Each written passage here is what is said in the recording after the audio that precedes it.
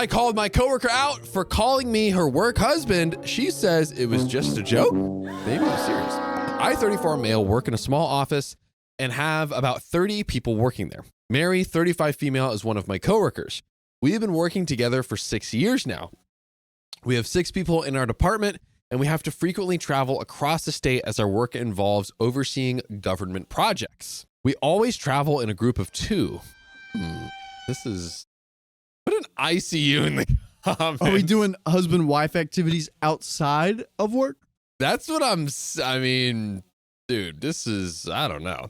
Although my travel partner changes based on the project, Mary and I are generally put on similar projects and enjoy each other's company. My wife also likes Mary. Overall, we have a very healthy work relationship. And this comes from Work Sister 1234324 from BORU Updates subreddit. Shout out. So you like my read? Yeah. So on to the incident. Yesterday, we had a happy hour in our office, and we were all drinking after work hours and chatting. It was a group of around 10 people that stayed back. Mary had been blabbering about how we had both been traveling so much in the last year. She was roasting me for my habits while traveling, like always forgetting stuff in my hotel room, being sweaty and stinky when I joined her for breakfast in the mornings because I go to the hotel gym. All right. Everyone was laughing, and she was making it sound how unbearable I was to tag along, all in good fun. I think seems like that's not an issue yet. But you know who else would probably do all that in good fun? A wife. Ooh, a wife. Not just a girlfriend or something. Oof. I told some funny and sweet stories about her and agreed with her, saying that I can be difficult to be with sometimes. Mary came to me and hugged me tightly and told me that she loves me. I am her work husband. She's super drunk right now. It was all innocent on the surface. Yeah, she has had a few drinks after hours. That's a good point. A few drinks. Sorry, maybe not. Not an excuse, but context. But she might have been a bit drunk and just didn't let go of her tight hug. Also, I hate the phrase, as I do have a wife that I promise to be with forever and not just on working hours. We got a faithful king in the building. This isn't Severance. No, this isn't work life here, home life here. Incorrect. You know how many more families there would be if that was true? Oh, dude, second families, but it's like you can't fault them. You can't fault them. Quick context: Severed is where it's like a show where they work brain and life brain is literally separate. They don't know. What is happening in Basically, each other's two lives. different people. Literally 2 different people. Great show. Thanks for Riley for suggesting that. After a few seconds, I started becoming uncomfortable and also saw a few people staring at us. So to diffuse the situation, I took her hands off my shoulder and told her she was my work sister, and that is why I love to annoy her so much. Facts. G move right there. I like that. Dude, because you're like still being like fun and not being like get away from me. But also that was. I would only use the work wife thing is if I am crushing on the girl I'm working with. Yes. And sort of like, ooh, like my work wife. Yeah. That's my work husband, you know? And I say work husband, but it's okay. But I definitely have a work, like Sophia's my work sister. Yes. See? She knows the piss out of me. This seemed to have upset Mary, and she left and went back to her desk and was sobbing silently. Oh, it struck a nerve. Yo, because she's like, no, wife. I tried to apologize to her, but she told me how embarrassing the whole situation was. She said that she just meant work husband in a platonic way, but me calling her work sister made her sound like a creep in front of the whole office. She was also angry that I aggressively removed her hands from my shoulders while hugging. Because you wouldn't let go. Yeah, dude. What are you supposed to do? I'm not with her. Also, again, she's a few drinks in after the work hours. Reminder. Okay. Just like that might be a reason her emotions might be. Oh, gotcha. More inflated. I tried to reason with her that I do not like the work husband phrase and that people also gave dirty looks when she said it. So I was trying to make sure people did not take her words in the wrong way. We talked for a few minutes afterwards and Mary calmed down. She hugged me again and then left. And let go this time? Yeah, did she let go this time? I felt really guilty afterwards because I can see Mary's point. I made her sound like a creep by implying that she meant something inappropriate when she called me her work husband. However, I was a bit uncomfortable in that situation and just did not want people to call us that or assume something wrong. Am I the a-hole for calling Mary my work sister? I am sitting in my office writing this and a bit worried if I embarrassed Mary in front of everyone. We have an update. It's 5 days later, but we have to talk for a second. What do you think? I think, okay, so generally I'm on the side of like the person who was was uncomfortable from the other person's actions, or however you say that, right? So I think also Honeybee85 says she wants him bad. Yeah. I think, honestly, kudos to OP. One, I think. You think it handled it okay? Honestly, I think so, because I feel like most people would laugh and just like, you know, honestly, I could see, I could see basically what it seemed would happen, which was when she was like, work husband, hug, I love you. Everyone's like, oh. And then when he says work sister, they're like, oh, is this? Yeah. But she was the one kind of making him uncomfortable. It wasn't from just the hug, the things before that too. Yeah, the work husband, I love you, and the hug, tight and holding it. Yeah. That is, and look, that could be platonic and it could be okay, but I think it's just in such a gray area that I think OP, you know, in the moment when you're trying not to embarrass someone or whatever, I think he put forth the good old college effort in trying to not hurt her feelings or overreact or anything like that. Yeah. He definitely felt shut down, I would say. Yeah. Plus, I mean, the way she was teasing him. Oh, you always smell so bad. Yeah. I love you. You're my work husband. Yeah. Do you feel that there's feelings here? I think she has. Yeah. Honestly, to me, it was the crying afterwards. I think because actually what deep down is happening is she's like, oh, he's rejecting my like light advances. Yeah. You know what I mean? Because maybe she wants something more. Bethany says she was totally inappropriate for a work setting, a work relationship. Actually, yes, Bethany, thank you. Let's do a poll. Inappropriate or not?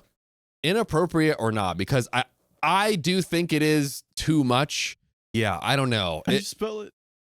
In INN. Oh, Bethany's comment. Yeah. Oh, there we go. I literally just misspelled it and spelling it to you. Wow. Yeah, Riley's putting that poll up, but yeah, I'm super curious because I think it is too much, especially all together. I misspelled it. It's all good. It's all good. No, I think it's spelled wrong. Okay. But I don't know. We'll see. I'm super curious to see the votes, but I feel she has feelings, and being with someone for 6 years. So I feel like our relationship's different because like I love my dog, you know, I love this man to death. Yeah. But they work in government, being paired in twos all the time. Paired in twos, traveling together. Like I could see being that. Could you scroll up a little bit? Anna Banana, I think. Yes, Anna Banana. She got put back in her place. That's why she's upset. She was doing that to give him the okay to make a move, and he shut it down. So she got sad. Yeah, I think so, Anna Banana. I think that's a really good conspiracy theory on what's happening here. Probably what's happening. But guys, let's get into the update 5 days later. I posted this on about calling my coworker Mary my work sister after she tried to call me her work husband in front of in the entire office. A lot of you are asking for an update, but that sub doesn't allow me to post one, so I'm writing here. Thanks everyone for your comments and giving me confidence that I did not do anything wrong or inappropriate. Yeah, to put an end cap on what I was saying earlier, I think you trying to get out of a situation where you're uncomfortable, you're allowed to do, you know, there's a lot of wiggle room there because you're the one being made to feel uncomfortable. But I digress. As I was sitting in office the next day, I knew things would be a bit awkward between Mary and me. Mary ignored me the whole morning. Ooh. Dude, she's down bad. Ooh. She wants our boy bad. Initially, I was planning to go and to apologize to her, but after the post, I decided that I did not need to do that as I should be the one who was offended. Everyone in the office could see that we were acting weird, and I heard some people gossiping about us. One of the ladies also came to me and asked if I want to talk about Marion. Oh, dude, this is a nosy office. Oh, no. Dude, this is nosy. Can you blame him, though? It is juicy. The tea is hot. Georgette Cooper says, I've had several male coworkers that I was close with, but we didn't hug each other at all. We would refer to each other as cellmates. Okay. That's funny. I'll take that. That I feel like if she was trying to be humorous and light, I feel like that's like a humorous way That's a good one. of going about it. You know what I mean? Around 3 p.m. in the afternoon, I was sitting in my office working. Mary came into my office and closed the door behind her. She was angry at me and started saying that I need to stop being an a-hole and stop ignoring her. I told her to sit and talk about what is going on. She tells me that she feels humiliated and everyone has been staring at her the whole morning because of what I did. What I did. You did. I also stood my ground and told her that I was okay with her making fun of me, but calling me her work husband and hugging me in front of everyone for a long time made the situation awkward. Also saying I love you. Like, oh, yeah. she said that. Like, dude. And again, there's gray areas. Like, we all say we love each other in this group. But also, this is like, I think not government work. Yeah, not government work. I don't know. This is, anyways. She told me to get over myself. And that I should know exactly what she meant. Oh man, do I though? Do I, Mary? Mary said that I made a big deal out of what was supposed to be a joke and made it awkward for everyone else. She said calling someone work husband is a normal thing and just means that she knows me intimately like a spouse would. Dude, even that is like, oh, like I know you intimately like a spouse would. I think it's more just like, oh, we just like, you know, we go through the trenches and we, you know, you're just like, great. How big's my? Riley could never be caught in this situation because that is exactly what he would say. And she's like, well, let me find out. Oh, she said that because we spent so much time traveling together, she knows all the intimate details of how I would behave outside of work. I stopped her and told her that I felt offended by the term work husband because I have a wife and do not want people to use that term to describe our relationship. I told her that she would not understand as she is single, but as a married man, I really do not want anyone to describe me as a husband in any capacity. That's maybe the only place I would say OP, and like, I don't know. Well, you tell me what you think in the comments. She said that I am again misinterpreting what she was saying. She felt that as we have known each other for more time than I have been married, she knows me more intimately than even my wife. Answer my question then. Dude, answer it. I have no idea why she feels that way, and that I also behave like her husband when we travel together. She went on about how we go out to dinners together after work, how I always insist on having breakfast together in the morning to plan our actions for the day. It's like a meeting. Yeah, sorry I insist on doing a meeting. Hey, Riley, I know that our daily syncs are really intimate, you know, when I'm just like reading your hard, long to-do list. I'm so sorry, you know. I apologize. That's on me, bro. And I walk around in my underwear, referring to my gym shorts, around her in the mornings. How... If they're 5 inches, then they're shorts. They're still shorts, not underwear. That's true. But under 5? Under 5? Yeah. Borderline? Borderline. She also talked about how we spend hours talking to each other during road trips and how I am the only man she can trust with any secret in her life. Whoa. Come on. Literally in her arguments to say, this isn't romantic, she is saying all things that are romantic and intimate. Dude, okay. I have friends like this, well, like a friend where I feel like they feel super close to me, but I don't feel that exact same closeness to them because I am a listener and I don't really talk about my feelings. I just sit there and listen. Yeah. Yes. You know what I mean? Because you're showing them just a molecule of human decency. Yeah, and a little bit of empathy. And they're like, oh my gosh, I can tell you anything. It's like, hold on, brother. She said that I am the definition of a work husband and I am just in denial. Bro, he said he's uncomfortable. Just drop it. Like, why? Why? I know why. He wants him. I was a bit angry at this point. I told her that I do all that because I consider her my friend and she is delusional if she feels she knows me more intimately than my wife. Boom, dropping the hammer. I told her I do not want to hear that term again and it is extremely disrespectful to my marriage. Only one woman gets to call me your husband, and that is my wife. Boom. Double Flags, green flags. Green flags. Moreover, if my actions are giving her such ideas, maybe we need to stop being friends. Yo. Honestly, at this point, new poll. Okay. Maybe like work breakup. Like, do they basically try to sever as many ties as possible? So work breakup or nah is the question at hand. Let me know in the poll. She became apologetic afterwards and told me that she did not mean to disrespect my wife and it was not her intention. She apologized to me and told me to just let it go. She said that she loves traveling with me. Again, loves. And she does not want anything to change between us. She again said that I am misinterpreting her statement and just wants to move on.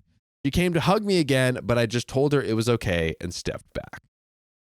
I also talked to my wife about the incident that night. Nice. Dude, this guy, communicative king. As expected, my wife was angry at Mary and told me that she hates the term work husband. Yeah. She asked me if Mary has ever flirted with me during our trips or has a crush on me.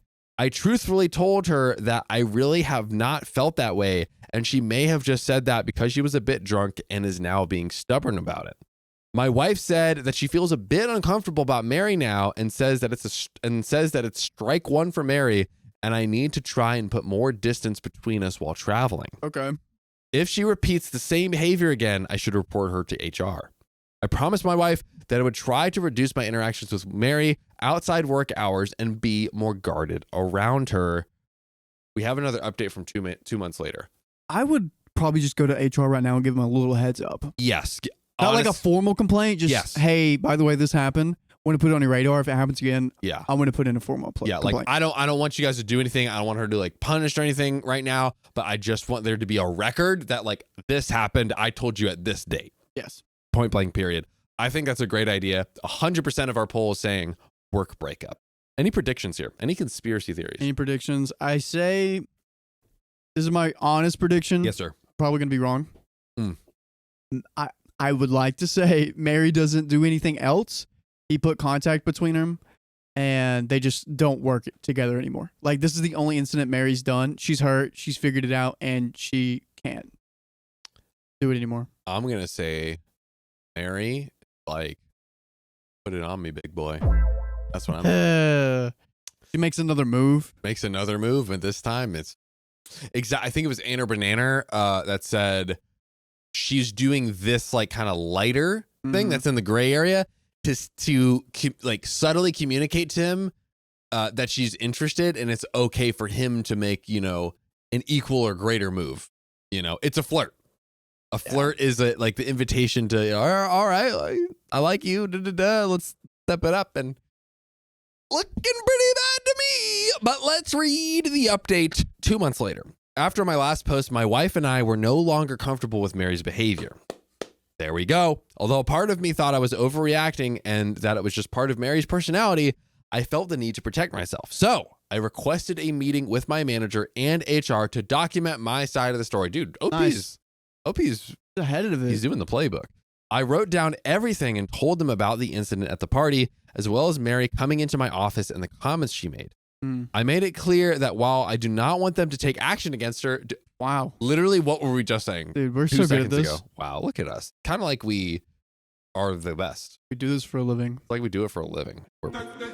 I wanted to emphasize that her behavior made me uncomfortable, especially her comments about knowing me better than my wife and remarks about my shorts. Uh-oh.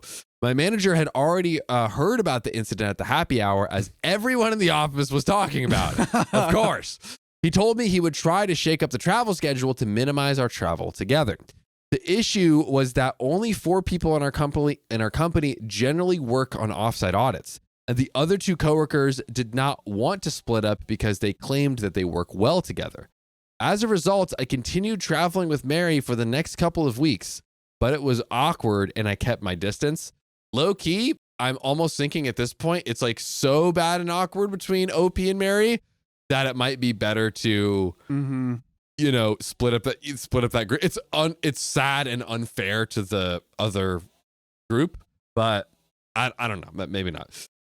My manager then called Mary and me to his office and informed us that he was planning to train a new auditor, Carolina, 26 female, and set up a schedule where she would travel with me. Yeah. ICU in the comments. Is there an ICU in the comments? Dude, everyone just falls in love with OP. I can't help it. Probably because he's such a good husband. Dude, right? They're like, I want that. Oh my God. And they set up a work schedule where she, Carolina, the new person, would travel with me for 1 week and then marry the following week. We were asked to train her. I liked this arrangement because it meant I no longer had to travel with Mary. Carolina turned out to be a great travel buddy, and I made sure not to get too comfortable with her. I always dressed professionally when we went for breakfasts, avoided late night drinks, and maintained healthy boundaries. Things were great until last week. Why can't we win? No, there's always an until. There's always a but. There's always a but. Wait, there's more. He's doing all the right things. No, it can't. We can't win. Last Tuesday, I could feel everyone staring at me when I entered the office, and I was immediately called to a meeting with my manager in HR. HR asked if I had anything to report regarding Carolina, and if she made any advances toward me during our work trips. I told them no, that Carolina had been very professional the entire time. I asked why I was being interrogated, and they told me they couldn't disclose any further details. Put that ICU in the comments and say what you think the ICU is. What do we think is happening here? I think Mary. Bethany says Mary isn't done punishing yet. The hammer returns. If I can't have him, nobody can have him. But they said that Carolina was being investigated by HR for inappropriate conduct. I left the meeting and Mary came into my office asking what had happened. She mentioned she was also told Carolina would no longer be traveling with us, and that we were asked to travel together again. I told her I had no idea what was going on. I messaged Carolina to see if she was okay and if she needed to talk. She asked if she could come to my office, and I agreed. Carolina explained that someone anonymously sent messages to her boyfriend posing as someone from the office over the weekend. The message included screenshots of Carolina sending some inappropriate pictures she had taken in her hotel rooms during our travels and flirtatious messages. What is going on here? This person claimed to be her boyfriend, and Carolina was trying to cheat with him at work, and he was just trying to warn them. Her boyfriend went crazy after seeing the pictures, ghosted her, and then sent the messages to HR as revenge. Carolina was in tears, telling me she had only taken those pictures for her boyfriend and had no idea how they got leaked or how those messages even exist. Guys, this is beyond diabolical. Oh my God. You see what I'm seeing, right? Yeah. Mary is the devil. Literal. This is insane. Holy cow. Her boyfriend was furious because he also received the exact pictures from Carolina and knew they weren't fake. I consoled Carolina, but she's in deep trouble as our workplace takes such things very seriously because we work on government contracts. And I'm sure everyone suspects I am the anonymous. I was told that the matter would be investigated and Mary and I would be working together on the project again. Dude, this is crazy. This is some movie level stuff right here. For real. My manager said there was nothing he could do and also mentioned that they might go through my emails and messages on my company phone as part of the investigation into Carolina. Dude, wouldn't you just go ahead and say, here it is? Oh, of course. Like, check it. Here, go. Because you've got nothing to hide. Here's my question. Let's do a poll. Do you go to HR and be like, I think Mary did? Do you expose Mary or not? Dude, I think okay, here's my thought. Dude, this is such a crazy mind game. If Mary, because I would say they've been together for 6 years, Mary and OP, like working together. I know your passwords. Do you think that Mary knows OP's passwords and she plants some stuff? Do you think she has that ability to do that? Well, so possibly, but here's the weird thing. That it was, how did she get, because she can hack into. She hacked into Carolina's phone and impersonated as a boyfriend. It seems, okay, so I guess like if you could hack into one, you could hack into both. And maybe. Okay, she's probably in government. I have an uncle that's in government and I know he does IT stuff. Yeah. He probably can hack into anything. Yeah. Oh. Miss Oh, Jaybird dude. says Carolina put naughty pics on her company phone, which is a no-no, which is probably true. It probably was the company phone, which is crazy. Mary seems very happy about the whole situation and keeps talking about how she is excited to revisit the restaurants and bars we used to frequent during offsite trips. She also keeps referring to Carolina as the pervert. Dude, the whole thing is just crazy. My wife, of course, believes that I would never do anything inappropriate with Carolina and that I wasn't the anonymous messenger. However, her conspiracy theory is that Mary, who is also traveling with Carolina, may have unlocked her phone and access the photos. It feels far-fetched, but the fact is I am not thrilled about traveling with Mary again. I don't think we have any other recourse to get off this project except leaving the job, which isn't possible at this time. I know many of you work in HR, and I would really appreciate any advice on what I can do next. Wow. Okay, this is Whoa. a little insane. Mary did it. I mean, Duh. There cannot be a way. Mary did it for sure, dude. Yeah. How can you freaking prove it though? How? So that's the tricky thing. So everyone's 100% voting go to HR, which I totally understand.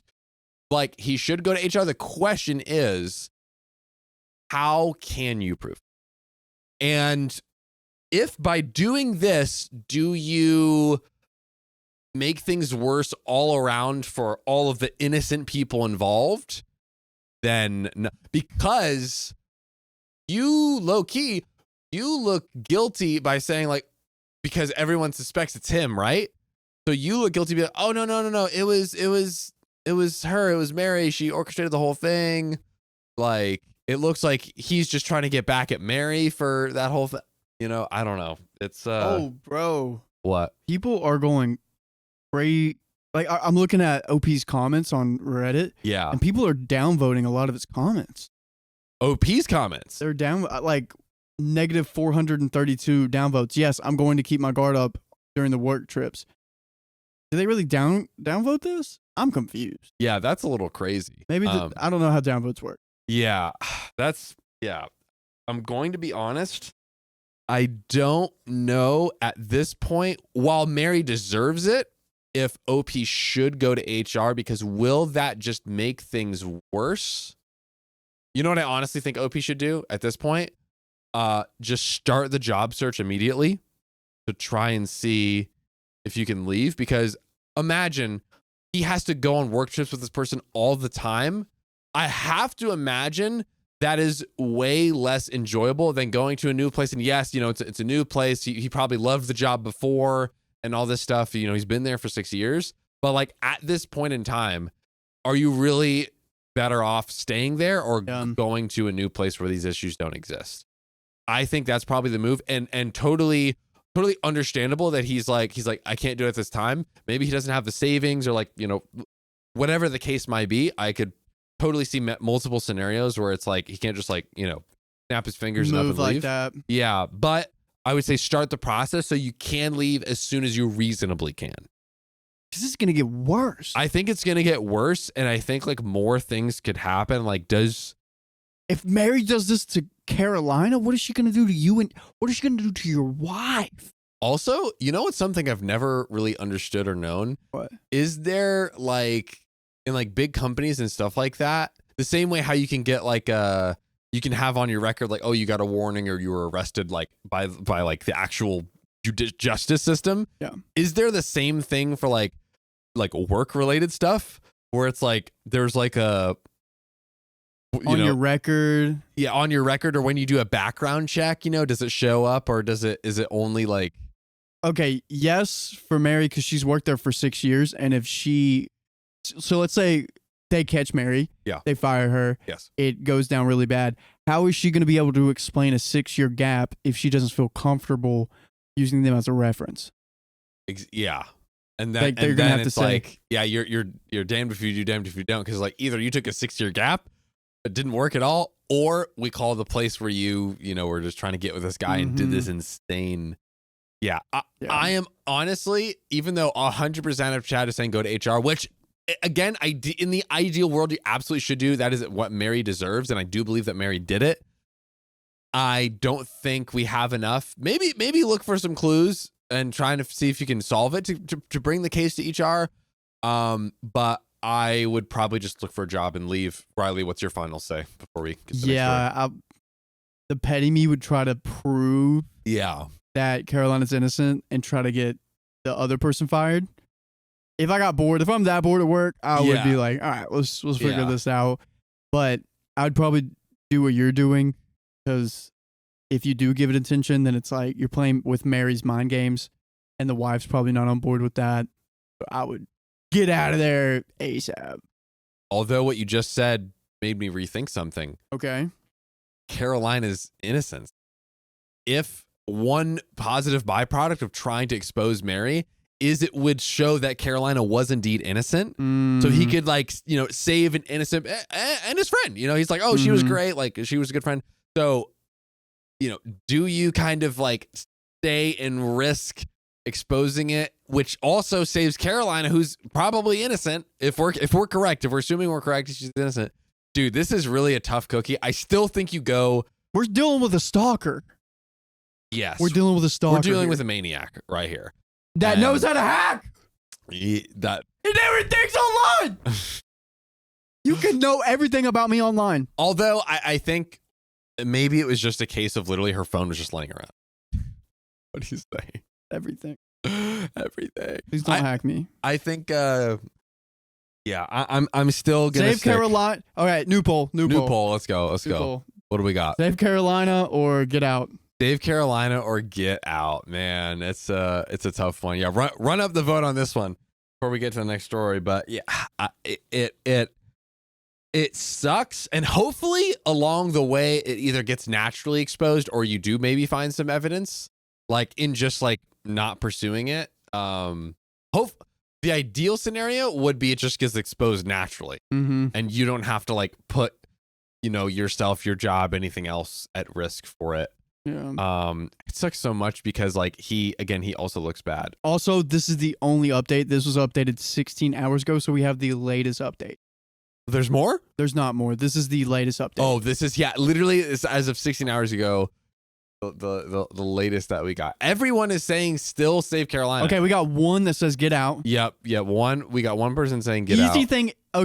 Easy thing is to get out. The angel thing is to save Carolina. Yeah, that is the angel move, but you're putting yourself at risk for a scenario that to lose your job, to lose your wife. That it's not his fault. It's not your fault. I don't know that he loses his wife, but I think work-wise, it I would say tough. If you go down this road to try to save Carolina, the wife could see things like, why are you having interest in Carolina? Why are you putting it on the line for her? Mm-hmm. That's true. Okay, so there's some possible stuff there too. Yeah. This is crazy. Okay, now we're more split. What 24% are saying get out. Yeah. But still, vast majority are saying save Carolina. So Wingles said he should have made a written statement in balance. That's actually an interesting idea, kind of like the middle ground between both. Nikki C says if he leaves, he will look guilty all the way around. Oh, dude, that's another good point. Bro, you literally can't win. Tara Campbell says, honestly, if Carolina leaves or has to get fired, that is saving her from a terrible environment. I mean, fair enough. Hopefully, if she can find a job, it might end up being worse. Bethany says, unless he gets evidence about Mary being involved, how can he save Carolina? That's my thing is like, as of this juncture, we have really nothing to prove it other than kind of like laying out the story in a way where, we read the story and that's a conclusion we came to, but I could see HR's defense being like, hey, look, it sounds bad, but we don't have any conclusive evidence. So we don't want to, we don't want to accidentally punish someone who's the only thing we have evidence of is her text and what she did with the work phone and like all this other stuff. Tricky story, wild story, guys. This is crazy. Pretty bananas. This is great. As much as I love this story, I got to give you guys another one. We got to. Sophia! I accidentally badmouthed my work buddies in front of them. Now they're complaining to HR. Good. So this happened just last night, and I'm still cringing every time I think about it. I'm in this little online gaming group with some guys from work. We play every week, mostly Rocket League and Smite. Not familiar. By the way, this comes from Scrambled Cube on the BOR Update subreddit. So anyway, we were deep in a match. Things are getting intense, and I get called out for making a dumb move. Fair. I'm already a little salty because it's been a long day, so I make a mental note to go on a small rant to my wife after the match. Well, right after we finish, I take my headset off and start venting to her about these guys. I'm thinking I muted my mic. Oh. Yeah, guess who didn't mute their mic? This guy. Ooh. I'm telling her all the juicy stuff. I go off about every single one of my colleagues in detail. Steve's such a tryhard. Like, dude, calm down. It's a game, not a performance review. Why does Ryan always act like he knows everything? He's not the boss. Stop being so smug. And oh my God, Ben's voice, it's like nails on a chalkboard sometimes. And I keep going for what feels like forever. I even start bringing up stuff from the office. My wife is just nodding and laughing along, clearly enjoying my little roast fest. When I finally cool down and put my headset back on, I casually glance at the screen to jump back into the next game. Dead silence. The guys are still on the call. The chat is dead. No one's left, but no one is saying a word. It's like they've all collectively turned into ghosts. That's when it hits me. Oh my God, my mic wasn't muted. They heard everything. Uh-oh. I sit there for a solid 10 seconds, completely frozen. My brain's in panic mode. Should I say something? Pretend nothing happened. Close Discord and throw my PC into the ocean. I'm scrambling for some way to salvage this absolute disaster. Finally, in a desperate attempt to break the silence, I clear my throat and go, "So, anyone wanna queue up again?" At that moment, you just start bad talking your wife. Yeah, you're like, damn, my wife, she out here having me talk crap about you guys. Man, my wife is always threatening me unless I talk crap about my amazing coworkers. More silence. Then Steve just goes, yeah, sure, let's do that. No one else saying anything. We play one more painfully awkward round where literally no one speaks except for like basic call outs, left, right, enemy here, etc. I have never in my life experienced a more uncomfortable gaming session. I could see them being like, hey, performance review coming on your left. Really annoying voice on your right. Metrics in front of you. As soon as we're done, I make up an excuse about needing to go do something and immediately log off. I'm still waiting for the fallout at work on Monday.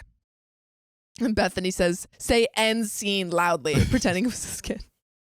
Yeah, well, if Opie had realized, he could have been like, ha, jokes, pranked ya. Yeah. Hey. But sometimes you know when it's really You when absolutely it's know. not. They would have known. There's no way to get out of that. You just kind of have to apologize. Be like, sorry, guys. I was ranting. My bad. My bad. My B. Let me just sit here as you guys talk crap about MEGA. Hey, Hey, Sophia. yeah. I'm furious Yeah. at how much I love Riley. Oh my God, John. I literally hate that Riley is such a good producer. Right? It infuriates me, Yeah. actually. Did you hear that he's going to make us pizza? That's so stupid. Disgusting. Ew. And Disgusting he's the way making he me a cares for me. non-meat one? Who does that? Wow. Weirdos. Really? Yeah. Freak. And scene. Jokes! Got him. My coworkers are so great. Yeah, he's actually terrible. Jokes. So far, nothing's been said in the group chat. It's like everyone silently agreed to just pretend it didn't happen. But I know they know, and they know, I know, they know. Yoinks. But there are some comments. Matcha Magpie says, don't be a coward and put it on them to bring it up or not bring it up. You should apologize. It's the very least you can do, which I agree. Yeah, agreed. Overkill says, yeah, apologize. Also, what you imagined to be silence was actually everybody messaging each other or creating a group chat. to either roast you back or say, what the F is wrong with you? Hope that makes you feel better. LOL. Weasel Beef says, the job market is dreadful right now, but hey, better than having to deal with those guys next week. Gunnar Casson says, life rule number 7, microphones are never off. Mm-hmm. And update, I went ahead and sent a message in the group chat to apologize. Here's what I wrote. Hey everyone, I wanted to reach out and sincerely apologize for my rant the other day. I realize now how out of line and hurtful my comments were. I didn't mean for any of it to come across the way it did, and I'm truly sorry for any offense or discomfort I caused. I understand if you need time or if you're not ready to talk yet, but I wanted to acknowledge my mistake and try to make things right. A few people have seen the message, but so far no one has responded. I get that it might be too awkward or they might need time to process. Just wanted to keep you all updated. And there is another update. Hope he's going to keep on keeping us updated. Man, that sounded like his YouTube apology script. Yeah, he's like, I understand that I've made mistakes. I've hurt people. And that you were hurt by it. It's better than just DJing. That's right. Is it too late now to say sorry? Oh, man. Is this a good enough apology? Yeah, is this good enough, guys? What else could he do? That's my question. Someone said invite him over for steaks. Yeah, be like, hey guys, I'd like to invite you all for some steaks and to offer you an opportunity to roast me back. That's awesome because this might be controversial, but like I think sometimes when you kind of like lay out an apology like that, it feels too formal. Too formal, right? Yeah. Like, and if I'd they be were like, friends. like I was a total ass. Like I really shouldn't have done that. Like that was not cool. And it's sad that I had to realize that my mic was unmuted to realize joke that. a little bit. Yeah, oh, I realize that I'm such an idiot for one leaving my mic off, but also for saying that because I shouldn't have said that about you guys. L's in the chat for me. Yeah, like I feel like that would have felt more like okay, he's genuine. It just feels like the corporate apology. Yeah, letter in the and group it's chat. like, oh, we're not like it feels like they're not even friends. Yeah. So do you agree? Because I'm agree. like, yeah, okay. Yeah. What do they do again? Office. The work. They do office. That's what they do. Yeah. Hmm. But there is another update. Uh-oh. 1 day later. Ooh. After going over the thread, I realized my first apology was rushed and didn't really reflect how sorry I truly am. So I took a step back, rewrote it, and sent a new message. New apology script, ladies and gentlemen. I apologize for my apology. It's like, this one didn't get enough views, so I take got two. no comments on this. Hey everyone, I've had more time to think about what happened and I want to give a better apology. I know the things I said were hurtful and crossed a major line, and I deeply regret letting my frustration get the best of me. There's no excuse for what I said, and I want to sincerely apologize. I value our work relationships and genuinely feel terrible for betraying your trust. I understand if you guys don't want to talk or hang out with me anymore, but I'm open to any conversations you might want to have. If not, I just want you to know I'm sorry and I'm going to work on being better. Okay, that's a little better. A little better, but still pretty formal. Still, Work relationships. Yeah. Yeah, What dude. about our friendships? See, yeah, and like if this happened while you were playing Rocket League together, so Yeah. I'm like, okay, like we can be real here. We can be Like, real here. come We're on, just bro. a couple guys. This time I got a few responses. One of them wrote back saying, thanks for reaching out. Let's just move forward and put this behind us. The other said something along the lines of, I appreciate you owning up to it. It stung at the time, but I'm willing to move past it as long as it doesn't happen again. Yeah, like who was it, Ben, where he's like, and Ben's voice is just like nails on chalkboard. It's like, that's not even like about his character. Like you're just attacking him. Yeah. Yeah, and the also, other ones, he's like, oh, like they're terrible at the game. And he's like, I'm Ben! Oh, he's ugly. yeah. What were you say? I wanted to see who responded who. Like, Oh. because out of two of them, they were Yeah. okay. Which one? Yeah, Like- what did Ben say? Yeah, or which one had a problem with? Actually, had a problem with you? Yeah. One coworker, however, messaged me privately saying, honestly, what you said wasn't just frustrating, it was completely unprofessional and crossed a line for me. I'm not comfortable with this and would prefer you don't contact me again. Whoa. I'm honestly considering going to HR. That's Ben. Gotta be Ben. That one stung, but I get it. I messed up royally. I'm just hoping this doesn't escalate any further. But I know I can't undo the damage. All I can do now is try to learn from this and make sure nothing like this happens again. Thanks for pushing me to give a better apology. I feel like the HR thing is a little bit intense. Yeah. I wouldn't. I don't know if I would. I would just be like, I'm not gonna, because I'm just they're not like gonna talk to hanging him. out after work hours, like playing around. I'm like, It's not work. So I don't know. It feels like it's can't. I don't know. Playing games with your friends is not necessarily professional. Not in a bad way. It's just like that goes out of the profession. totally. Yeah, I feel like it's not really. I don't know. I agree. Yeah. Weird vibes all around. Weird vibes. But there are some Low-key. comments. Oh. Mortentia Mortem says the one person wanting to go to HR is ridiculous. While I understand it hurt and they don't want to speak to you anymore, it happened off of company time and taking it to HR is just petty. I don't see it going anywhere. Instant X says, as someone who's unfamiliar with the Western work culture, there's one thing I don't get about that one guy who said he was considering going to HR. About what exactly? Gaming sessions are not part of the work, just something you do with coworkers in your free time. So what does HR have to do with any of that? And Dr. Puzzle says, I'm sorry, but the guy who messaged you privately, it's kind of laughable.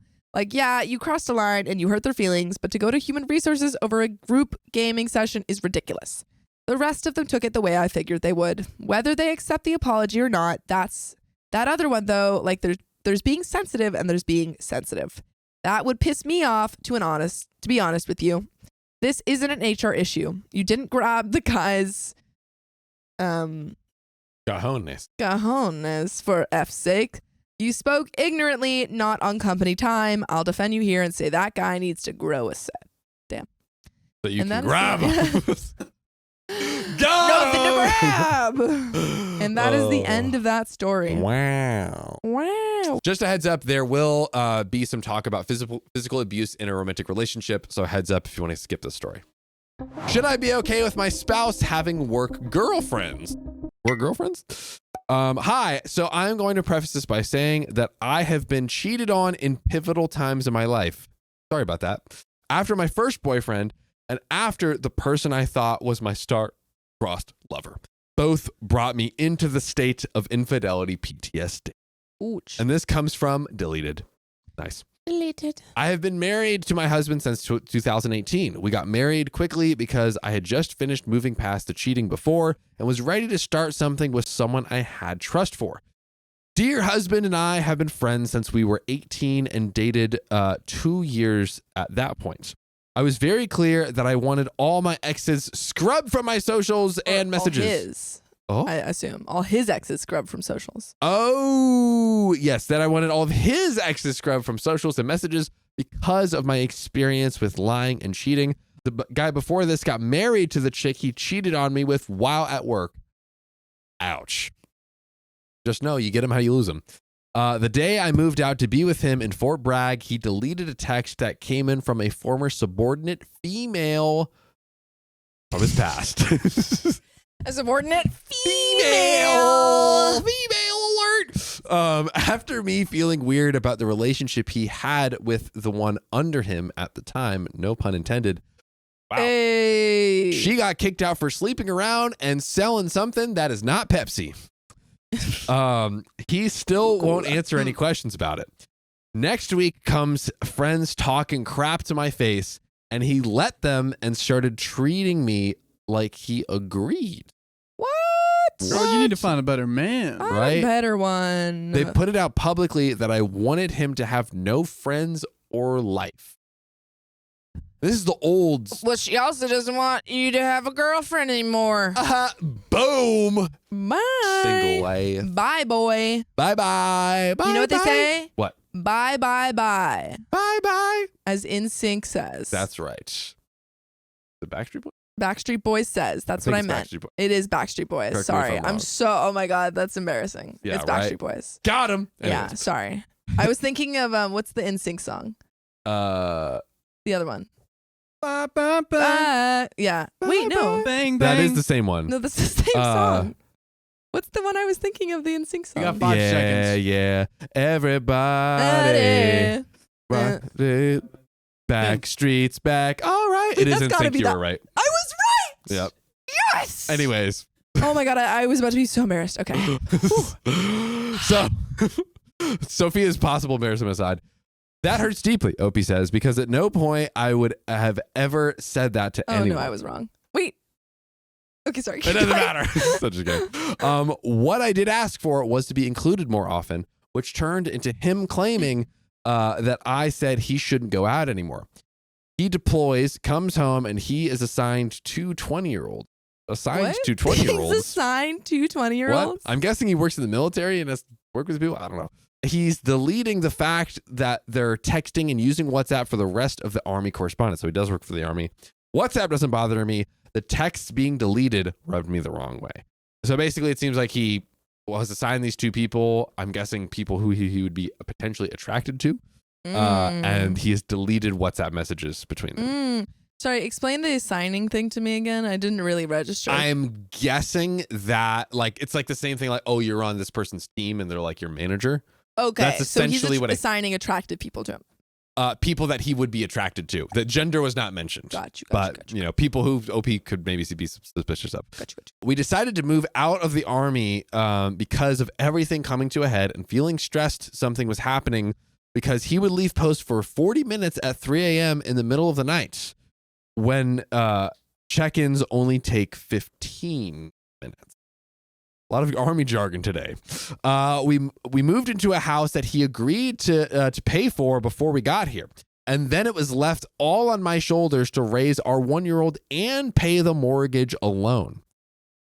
I left after I slapped him several times for forcing me and my son to wake up at 3 a.m. What? And he wouldn't let us go back to sleep because he was mad about an argument from the day before. Riley! Hey, it was in miscellaneous. There was a reason! Then why is it still here? You delete it. I don't go into miscellaneous. That's just my deleting thing. Well, then Like my delete trash. it. Just delete it. But anyways, Oh, no. do we keep? We're already this deep in. Yeah, there was okay. Trigger warning, abuse. Yeah, there was some abuse. And after that, Oh, wow. There's What? more. There's more. I There's leave more. due to the now physical unsafe. Maybe we start from there. Yeah. oh my gosh. Okay. I leave due to the now physically unsafe environment that we are in and go to my parents for a year. They eventually can't help me and my son anymore, and I am forced back into the house. Still not paid and still getting passed between lenders because we aren't earning enough to get the loan back, I think, to pay for the mortgage. He decides not to work on this, but get an on-site role 60 miles away, one way, gets a new car and a motorcycle while not paying for anything in our world besides daycare, which lasted only 2 months. Before I pulled him aside because I couldn't afford it anymore, he lies to me when I come home that nothing happened. I get pregnant and deal with him screaming how I'm worthless for a year. You know what? That D&D story is looking awfully good. Oh, man. Okay, keep going. I give birth and start to notice a change in how he's acting at work. I found the dating apps and accounts a month after giving birth, and he lied to my face with the proof in front of him.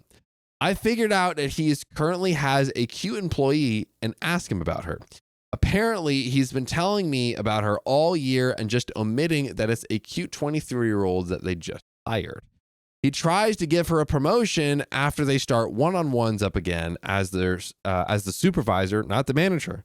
I find out and ask him why, because if she's stealing time by clocking in off-site before arrival, tossing work onto others into the team, not being in the call queue with everyone, and saying publicly that she would sleep with the person of power to get ahead. You know, the evidence is pretty damning. Yeah, this is a bad relationship. Wow. I asked him why she would be given any kind of kudos, and he acted bad enough that she noticed. She gets fired, and I reach out to her and ask her what happened. Radio silence. Suspicious for someone with my past experiences. I leave a voicemail on what I believe was her phone number. Not sure. I got it from the white pages, and I haven't received any response. One morning, I go into a psychosis and start calling her from random numbers on and off for about 45 minutes until I finally get a response, which snapped me out of it, and I apologized. The response is to have The response is to have her boyfriend threaten me, and all questions stop because I am not trying to cause drama. She emails the company stating there's corruption in the management area and cites me contacting her after her firing, now claiming that she's going to get the police involved for her safety. To be fair, I that mean, is yeah. pretty stressful Oh, to have yeah. someone calling her a bunch. Yeah, I think, this is, OP should have just left it alone, honestly. Yeah. Oh. Yeah, this is, now I'm scared crapless, but the intensity of the response now has me feeling more sick than before. Now he's been trickle-truthing that he's been looking the other way while she does stuff she shouldn't. That he thought that she was hot for the first couple of weeks when they hired her.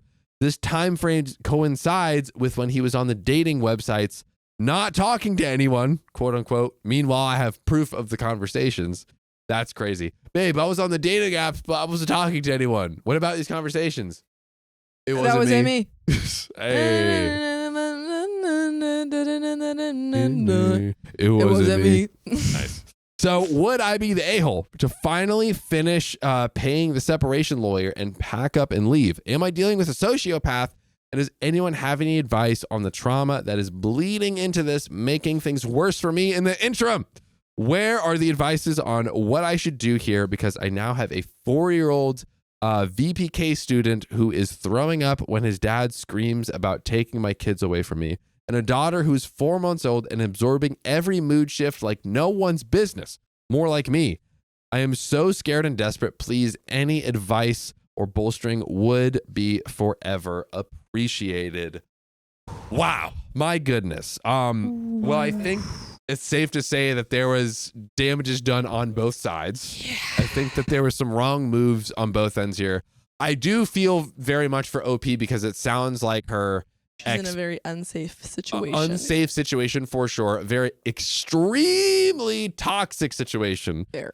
And to answer her question, I definitely think you should move forward with like separation. And Yes. like that is the best thing you could Get possibly do. out of there immediately. Yes. And see if you can get some sort of lawyer involved or Yes. family if you have any in the area who can you can go to for safety. But Yes. Yeah, this is 100%. And it sounds like any advices well. now? Also, they're in the army, so she could kind of approach the army people about this. That's yes. They're pretty strict about all Like that. essentially report it to HR. Yeah. Yeah, a trillion %.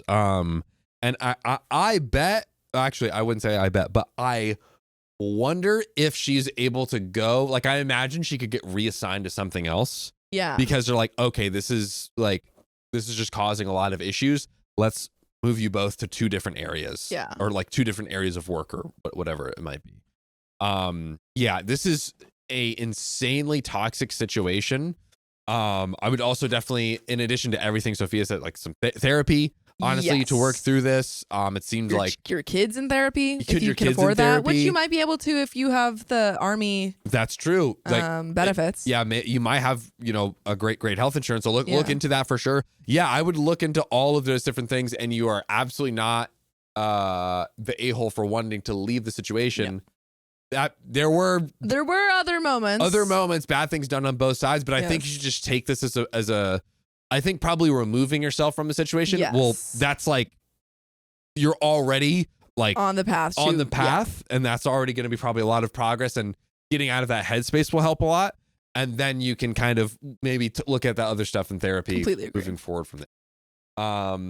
But wowzers, we really closed out with a crazy one. I ghosted my ex, and now she's about to be my new boss. This is OKOP, the home of the craziest stories on earth. I'm Sam, and Sophia, John, what should OP do? Double down. How do you double down? Hey, shorty, you my boss and my girl now. Can I get a raise? All right, well, let's get into it. This is from a manager blog. So I was hoping you'd be able to help me with a conundrum I got myself into. I've been an expat since graduating, and I move around a lot. More than a decade ago, when I was still young, I was in a relationship with a woman, Sylvia, in a country where we both lived. Sylvia wanted to settle down, but I was not ready to commit so young. Man's a young buck. We clearly had different expectations from the relationship. I did not know what to do. And well, I ghosted her. Oh, Dang. what? Immature, but he's young. That's immature. He's young. How old is he again? He's young and dumb. He is young in a country where they both live. That's all we know, John. That's all we know. I don't know. I think that's not cool. I also think it's not cool. Yeah. Same.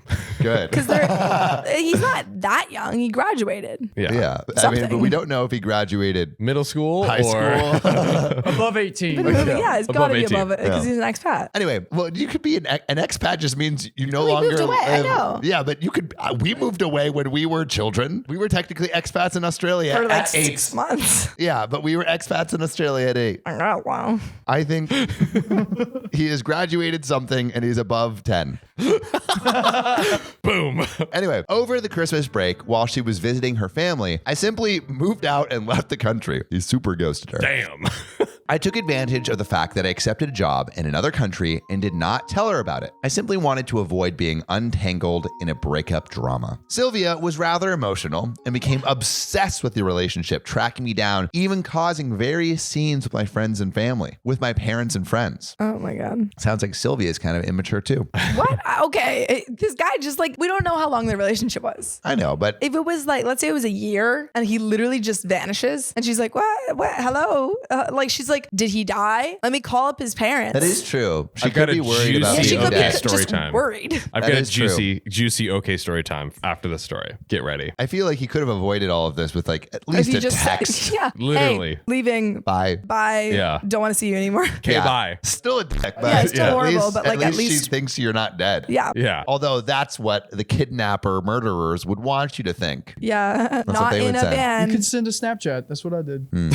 What? 2 fingers up. Okay, story time. We're saving that. Anyway, fast forward to now. I now work as a math teacher in an international school. I have been in other relationships since, so Sylvia is sort of a forgotten memory. Jesus. What a guy.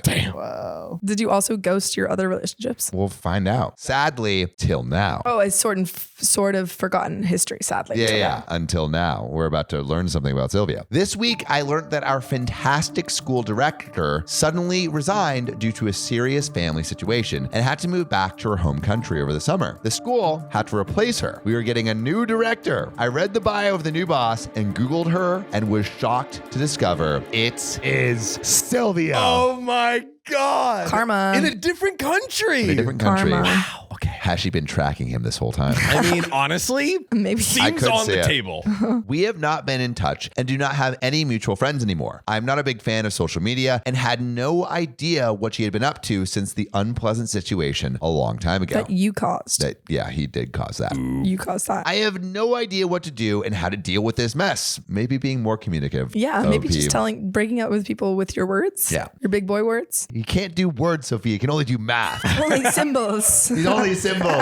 You Me minus you yeah. equals me happy. It was clear this will not be only embarrassing, but I will also be reporting to my ex. I am not in a position to find another job at present. Yeah. Because he's immature and doesn't Yeah. know how to Sucks. handle a job. If LP had was in a position to find another job, I feel like it's in their wheelhouse that they would just leave. Like they don't seem like the Yeah. person confrontation. And he would leave the school without saying a word. Yeah, he wouldn't tell anyone. He would ghost the school. Yeah. He's got to stay on brand. He can't do gotta stay confrontation. on brand. Yeah. There are no other international schools, so finding another job in this country is not an option. Even finding a job elsewhere is not possible on such short notice. These jobs usually open up for school terms, so I have to stay put for a few months. But more importantly, I am happy and settled here, so do not want to move. To make the situation worse, the expat community here is very small and tightly knit, so teachers also socialize a lot. Do you have any suggestions for me on how to handle it and what should I do? I understand that this would not have happened if I did not ghost her back then, but I cannot do anything about that now. I gathered from the commenters that readers usually have a go on people like me for bad behavior, but I am really looking for constructive comments on how to deal with the situation. Additional comment from OP when asked how long they were together. Oh, we were together for 3 years Oh. and lived together for 2 of those years. years. Oh my God. I know that ghosting is not a way to end the relationship, but I cannot do much about that now. I appreciate the trouble you are taking with getting back to me. Oh my and God. there is a thick, juicy update. Oh my God. That But- changes everything. Sophia, I called it. John, any advice for this poor ghost? Apologize now. Yeah. Apologize now. Say like, sorry, that was a horrible thing I did. Written 3-year letter relationship. directly to her? And he's like, wow, she kept trying to like call my family because she didn't hear back from me. Like that was crazy of her. 3-year relationship. They were probably paying rent together. yeah. Yeah. Oh my God, I didn't even think about that. Yeah. They were living together and he just vanished. And And That she's is probably pretty like, is he okay? Yeah. exactly. What happened? Yeah. This is wow. like I was expecting like, oh, I went to Bali for the summer and we had I a met fling this girl and then and Yeah, I that's ghosted what I her. thought initially. Like, because like, who ghosts someone after 3 years years. and living together, that's absolute insane. I don't care how young you are. You can't do that. And he's living on his own or with the person, so he's got to be over 18. Yeah. Okay. So I think we've established that he And he's a probably teacher. graduated college. Yeah.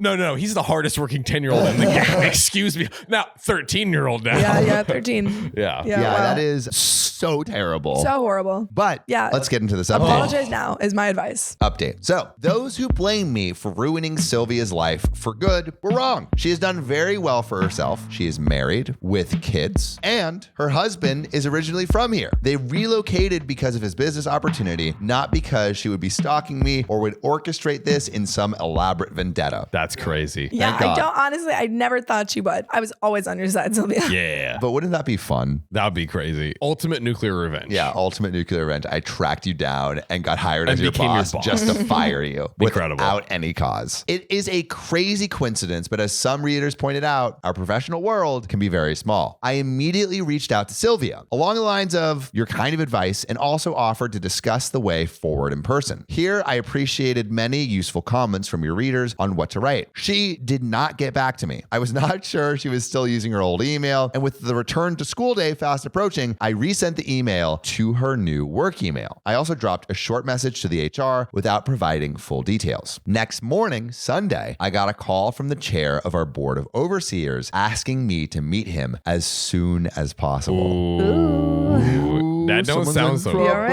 good. Yeah. trouble. Someone's going to the principal's office. I met with him together with Sylvia the same day. As you can imagine, this meeting was incredibly embarrassing for me personally and professionally. Fortunately, unlike some of your readers' hope, they did not think the past failed relationship was a sackable offense. Which That would Makes be sense. kind of, crazy. at the end, there was not that much interaction between the director and the employees on a daily basis. The chair was more worried that possible gossip and related implications for the organization. Ours is an expensive enterprise. This is a conservative place and nobody wants a scandal. At the same time, they considered it was necessary, as they framed it, to put some measures in place to avoid possible problems in the future. I was told in no uncertain terms that although the schedule for the year was already set, it was far more difficult to replace the director than employ me. Ooh. Oh my God. They let him know. Damn. I do not want to go into too much details, but I found that proposed measures rather excessive. It would make my position unattainable even in a short run. So therefore, I resigned on the spot.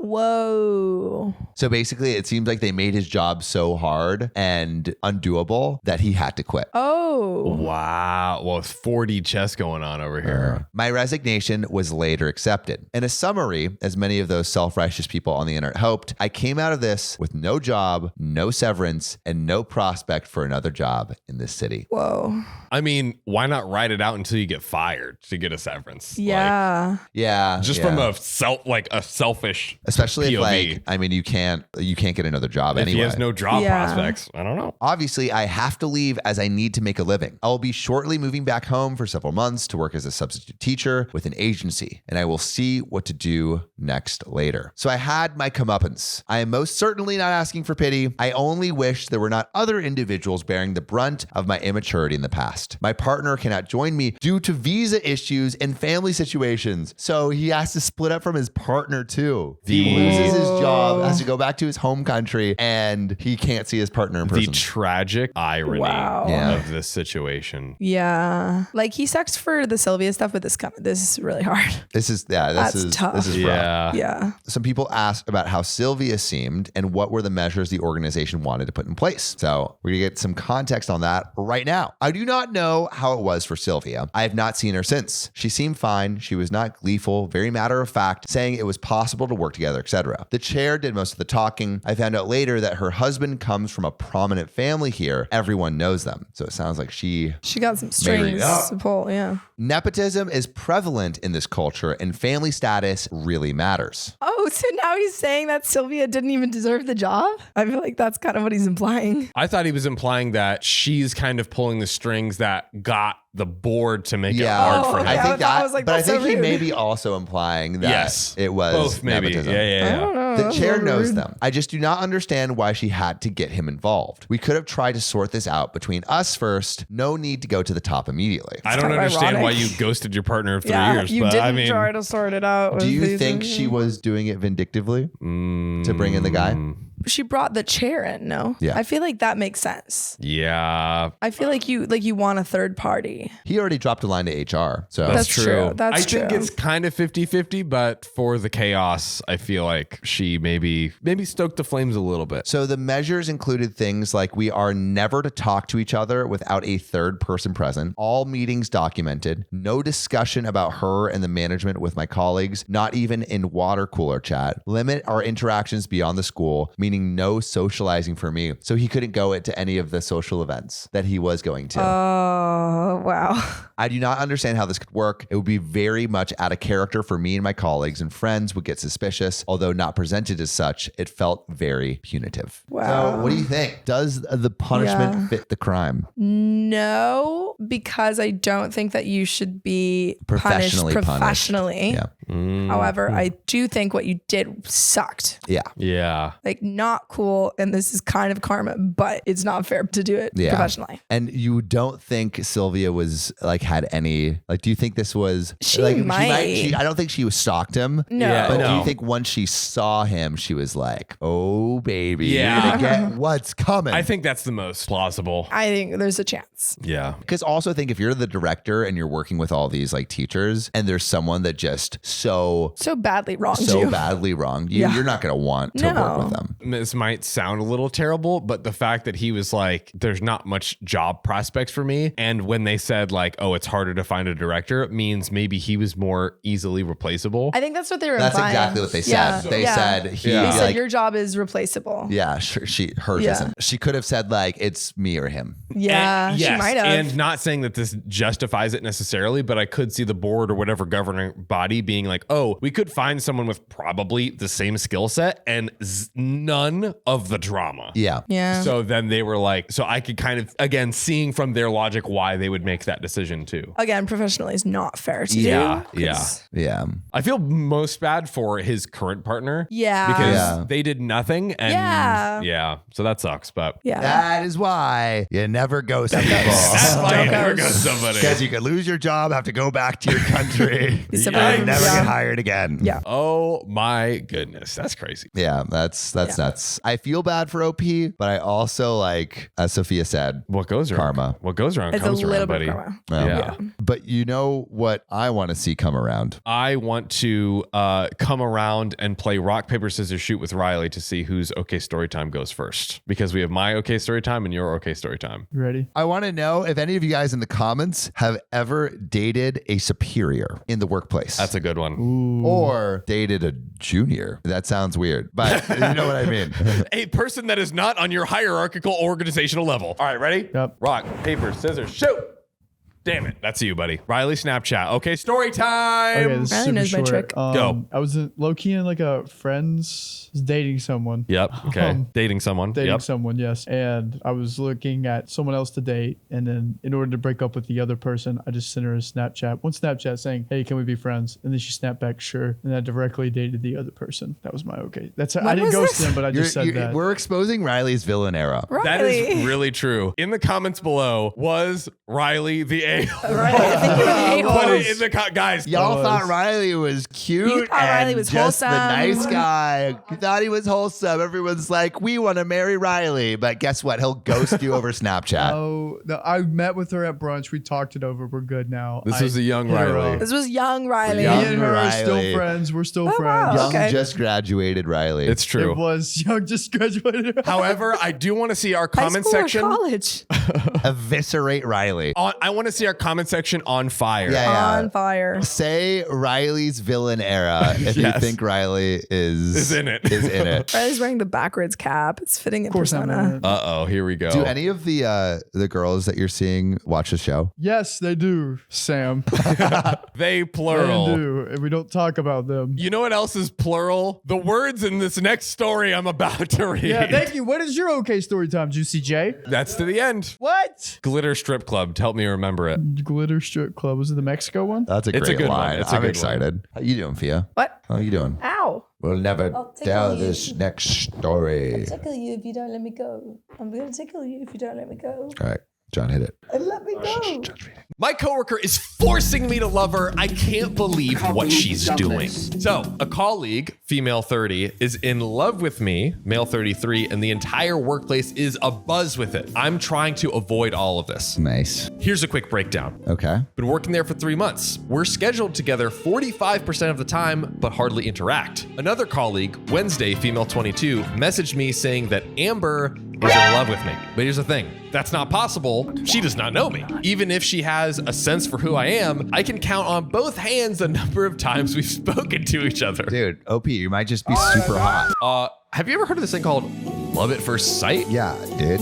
Love at first text. Riley sends me some crazy emails. This is a high school crush that will blow over in a couple of months. I have enough experience and sense to know that this is a bad idea. See below. She may be 30, but she's still a teenager and unpredictable, I guess. Damn. Mentally. Pretty Savage. Yeah, she's 30, but mentally pretty stunted. Yikes. This past weekend, she showed up at work on her day off and went into the Nothing bathroom. but lingerie. Oh, God. And she went into the break room. I had a feeling something was off. I asked if she was okay, and she said, yeah, and just started playing on her phone. I asked colleagues what was up, and apparently she does this from time to time. Does what? Play on her phone? She goes into work on her off days and just plays on her phone. Oh, that's Oh. weird. That is weird. That is highly strange. Where are her friends? One coworker, female 20, bunnies, went to the break room for 20 minutes in the middle of a project. Gee, thanks. Another colleague, female 23, jump kick, terrible names, went to the break room to get the first person as they were needed for a task. Disappeared for 7 minutes and then came back and asked me how I felt about my coworkers. Coworkers, plural? Oh, wait a second. Coworkers, plural? We're about to jump kick into some action. You know, I'd like to do a project, all three of us. I think we've God. had a lot of free real estate. Oh, God. I'm not dumb. I knew Amber had a crush on me before my other coworker, Wednesday, messaged me. I'm the new guy in a female-dominated field, whom most everyone is in their mid-20s. The gossip grapevine has very deep roots. So far, there are 3 people who are not so subtly pushing me towards her. She waited all day in the break room. She arrived right after my break and waited past closing time after everyone left. There were some cash issues that I had to sort out. Also, I'd like you to sort out some other issues. oh God. My organs need rearranging. Also, my coworker Wednesday had messaged me in a disappearing convo telling me to go down to talk to her because she was specifically there for me. Okay. She's like a puppy trying to follow me that I have to give her a stern no for her to understand. Bro, what happened to letting her down easy, huh? Oh no, he's letting her down hard. Dude, he's going all the way putting her in. down. He is injecting that dog Jesus. and murdering it. God. Euthanizing this 30-year-old teenager. And because I Down, dog, down. And because I have to be stern, I will be the ass and a social pariah, which I don't know if you'll be a social pariah. Yeah, it just depends maybe how you not. do it. Just don't be an ass while you do it. yeah, just be like, hey, I'm Or sorry, do but you no. even need to address it? I mean, the She's problem just is if waiting he there. doesn't address it, she's just gonna keep like showing up and like. She's just waiting there though. Like she's not doing anything. That's true, but like, do you really want someone just like hanging around 24/7, just It's like the office. It's a break in your room. presence? But like she's like there on her day off, just sitting there, Yeah, but it's the waiting break to run room, into dude. you. I mean, it's like we don't know that. No. She does this from time to time. She does, but for what reason? So this happens every single time. If I make it clear, I'm insensitive. If I try to be sensitive, nothing happens, and then things get worse until I have to resort to making it crystal clear, and then I'm an ass. So it seems like he's had to say this multiple times. That's what I'm picking up from that. I don't think he said it any time yet. Even if I were to date here, here's what I would foresee. I would not be giving my 100%, which is not fair to her. Anything I say or do while we date will be gossiped about to everyone at work. That sucks. Yeah. That's not fun. It's a high school crush. It will fade. I'm left on my ass. We date. I step onto mine. The grapevine will be a buzz. I'm the bad guy at work. Damn. Dude, this guy's just figuring out all these disasters. He needs to write a movie with this. True, dude. I don't think that's true at all. Yeah, I think he's making a lot of guesses and Yeah. inferences and I don't think you have to. I don't think you have to say Predictions. anything yet. yeah. We don't date. I'm an insensitive ass. It's literally a no-win situation. An assful situation. Oh God. Stay hard. That's not good. Oh, imagine someone listening to the podcast right now. They're like, wait, where? So this next part, this is an interesting move. I'm going to go to HR as soon as I get into work. Huh. Because, I mean, she's trying to pursue him and he's like, I'm good. She's just staying in the break room. She hasn't done shit, dude. Okay, here we go. Are you ready? Reverse scenario. It's a dude sitting in the break room waiting for a girl all day on his day off and gossiping to everyone like, yo, I like her. Could you like, put in the good word? Yo, I like her. Could you, spreading? Come on. Come on. Yes, a little. Yes, Yeah. yes. In that context, a little creepier Yeah. for sure. A lot creepier. Okay, fine. It's Like a little, OP's feeling fine. uncomfortable, basically. Fine. It's a little weird. This is dumb. I hated high school then, and I hate it now as well. And now we have an update. I got her fired. Yeah, right? I mean, hey, OP seems a little ruthless. So I know. what's the over under boys? Is OP gonna get her fired? I don't think he's going to get her fired, but Yeah. I am curious. Do you think this is creepy so far? And Yes. do you think it Should any action be demands taken? action? Yeah. Yeah. Should action be taken? Let us know. On to the update. I found and pretended not to have seen a note which declares her love for me. Oh, yikes. Inside a textbook she has given me, which I forgot at work. Yo, that is so high school, but kind of cute. Things suggested I will not do. Lie about having a significant other. Lie about being gay. Find a different job. Date every single one of my coworkers. Take her out on a date and then let her down. What are these suggestions? Things I am considering if she actually comes and talks to me about it. I am not emotionally available and I do not date my coworkers. Sorry, nothing against you. Which is a totally fair response, I think. HR was not here today, or I would have talked to them not to report them for anything, but to cover my ass, which I have not made clear as my plan, to illuminate the landscape and to tell them about one of my other coworkers, Bunnies, spending half an hour talking to Amber when she was supposed to be on the floor. I will talk to HR before Amber, regardless of anything. And we have a few highlighted comments. Already started the various options and how they play out. Simply telling him to announce he doesn't date coworkers will, according to him, make him look like a dick. And Jismin. Did you pick these on purpose, Riley? No, Did this you is pick so these on good. purpose? He's saying he has two options. First, reject her gently and have it not take. Second, reject her sternly and have her react poorly. And then he's the asshole because he's bullying the cute little girl who just wants to love him. It's the ladies' version of the guy becoming stupidly hostile when turned down, which I guess like the nice guy scenario. Thank you for being one of the very few who understand this, OP says. It's exactly like 90s elementary school workshops. Tell bullies no, like that ever worked, ever. I'm dealing with non-rational actors. The outcome of doing X is Y. OP is so finite. I feel like... Yeah, I feel like there's more. I feel like he's proposing some false dichotomies, you know? Yeah. Just like we don't know what exactly is going to happen, what she's thinking, all that jazz. Other useful information I haven't shared yet. I am on the spectrum. Everyday interactions go over my head unless you're being very clear of what your intentions are. Otherwise, I will be left with, why did X do this and say this? I literally don't understand. If you want to see me confused, hand me a piece of candy and walk away. I also can't tell if people are angry unless they are literally foaming at the mouth, but I believe that has a lot to do with childhood abuse. Thanks, Dad. It's very, very useful when dealing with aggressive clients who have to pay an arm and a leg for their arm and a leg. And this is an update later that day.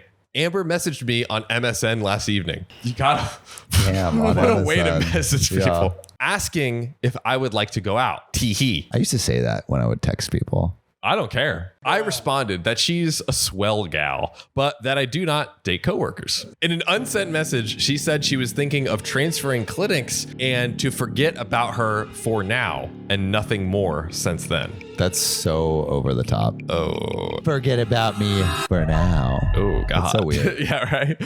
What's for later, babes? And yes, I did speak to HR, but only to illuminate the situation. They asked if I felt uncomfortable. I said no. I only want them to know about the situation in case anything happens. Absolutely no action or change is expected from HR. So, OP has told HR, he has rejected Amber. She is seemingly not taking it too well. We have an update.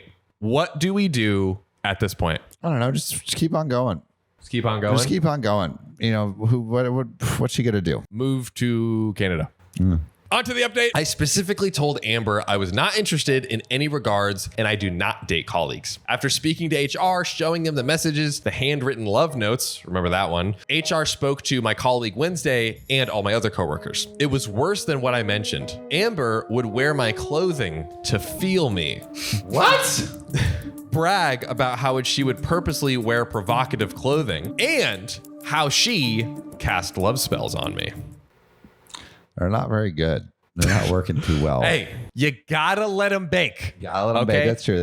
You Sam, gotta let them fester. Do you eat a cake 2 minutes after it's been in the oven or 40 minutes after it's been in the oven? I love cake batter, so you're asking the wrong person. I'm gonna drink that liquid. Riley. 40 minutes after it's been in the oven. There he is.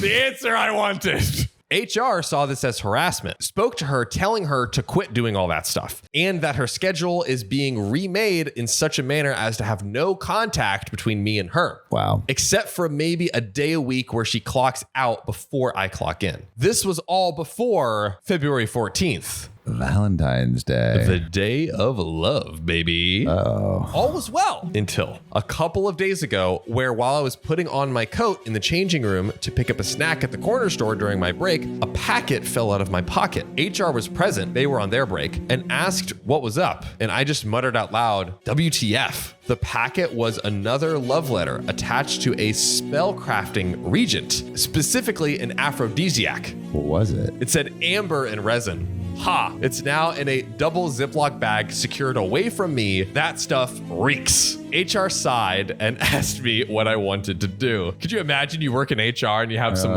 love serum and resin? I made it with my own juices. Oh God. I replied that I will message Amber first, that if we could have a group meeting, 2 HR reps, Amber and myself, that would probably be the best approach. I wrote to Amber in front of them, asking them what this was, and I was not interested in what they wanted exactly. She replied that she wanted to have me, sad face, heartbreak emoji. I want to have you.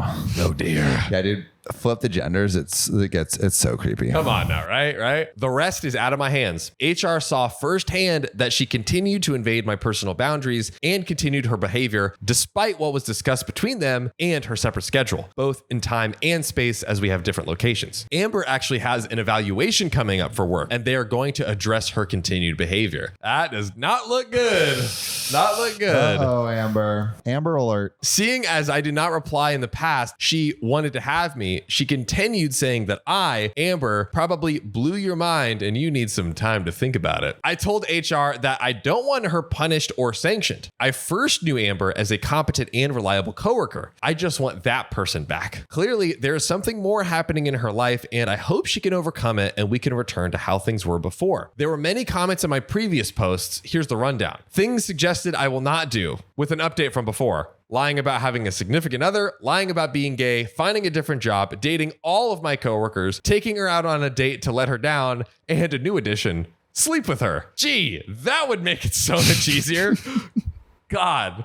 For those having trouble wrapping your heads as to why a man does not jump on an eager female, swap the sexes in this entire affair. Yeah, that's what we've been saying. See how creepy it is. Yeah. There you go. My colleagues are not comfortable with the situation and they are not even involved. She is talking to everyone about how much she wants me and how it's unfair that I don't want her back. Damn. To close it out, we have some relevant comments and some little updates in there. To start, every employee is in a group chat. She personally messaged me through there. It's evaluation time for everyone, not just Amber. The action taken against her is pretty evident, the schedule. They informed me that it was made specifically so that way we do not have any interaction. What is discussed between them, if they have further plans, I rightfully do not know. I respect Amber as a colleague. Neither I or anyone else wants to lose her. This behavior is, reportedly from everyone, completely unlike her, thus the suspected issues in her personal life. We all want her to be happy and well. What is happening is a symptom of something else. Firing her will not help her. I've been through a lot in my life, a lot. HR is managing this in a way that is acceptable to me. I see no change in my work environment and I'm being allowed to grow and prosper within the workplace. And Amber is being reprimanded in such a way that normally they'd understand that the behavior is unacceptable. If this doesn't click for her, I am willing to participate in such a way that it does for her own well-being. I am caring by nature. I do not believe in outright punishment. I believe in teaching and reformation, and HR is aligned with my values there. It might take more time, but in the end, everyone will be better for it. All right. Hey, that's a pretty good sum up. I hope that it works out that way and she doesn't get crazier and crazier, because it feels like it's been escalating. It kind of feels It like kind that, of feels right? escalating. Like Yeah. I'm not convinced it's gonna stop where it stopped. It's giving nice guy. It's nice girl. Yeah, It's nice girl vibes, energy. Yeah. She's like, why don't you want me? Just love me. Love me. I need a more powerful spell to cast on you. Here's the question. What do you do as OP in this scenario? Cast a spell on her back. Spell for spell. I like that. Or make yourself less desirable. Cover yourself in shit and and see what that does. Wear burlap sacks. Yeah. Maybe put a bag Garbage over your bags. head. Yeah. Maybe do the this is a good one. You know the monk look where it's just like the friar? Friar. Yeah, I think do the friar. Wow. That could be pretty good. The friar would be a move. It's basically shaving it bald on the top and then hair everywhere else. Mm-hmm. That's a move right there. That would be pretty sick. I think basically like OP is too sexy and just needs to tone it down. I agree. Yeah. Stop being so beautiful, OP. Yep. All of your problems would be solved if you weren't that hot. That's right. But you know what else is hot? What? The piping story I'm about to tell you, John. Let's get into it. You didn't even realize it was an S1, did you? I forgot. I was so lost in the sauce. Had to process. We're going to get into this next story. Next story is really juicy. Okay. But really quick, I had to get a colonoscopy You did. this like last week. I'm okay. I was just bleeding out of my That is back. Yeah. and it was concerning. Yeah. And I went to the doctor. I go in and I go up to I'm with Kaiser and I go up to the front desk and I'm like, hey, like, I have a colonoscopy appointment today. Where is gastronomy? And then it's like, she's like, oh, it's over there. And then she's like, also, I know who you are. I'm like, Hello. oh, like, am I already on file? Right. Yeah. You're like, oh, did I check And in? she's like, I'm a huge fan of your stories, Sam. Like, I see you, like, I watch you every day.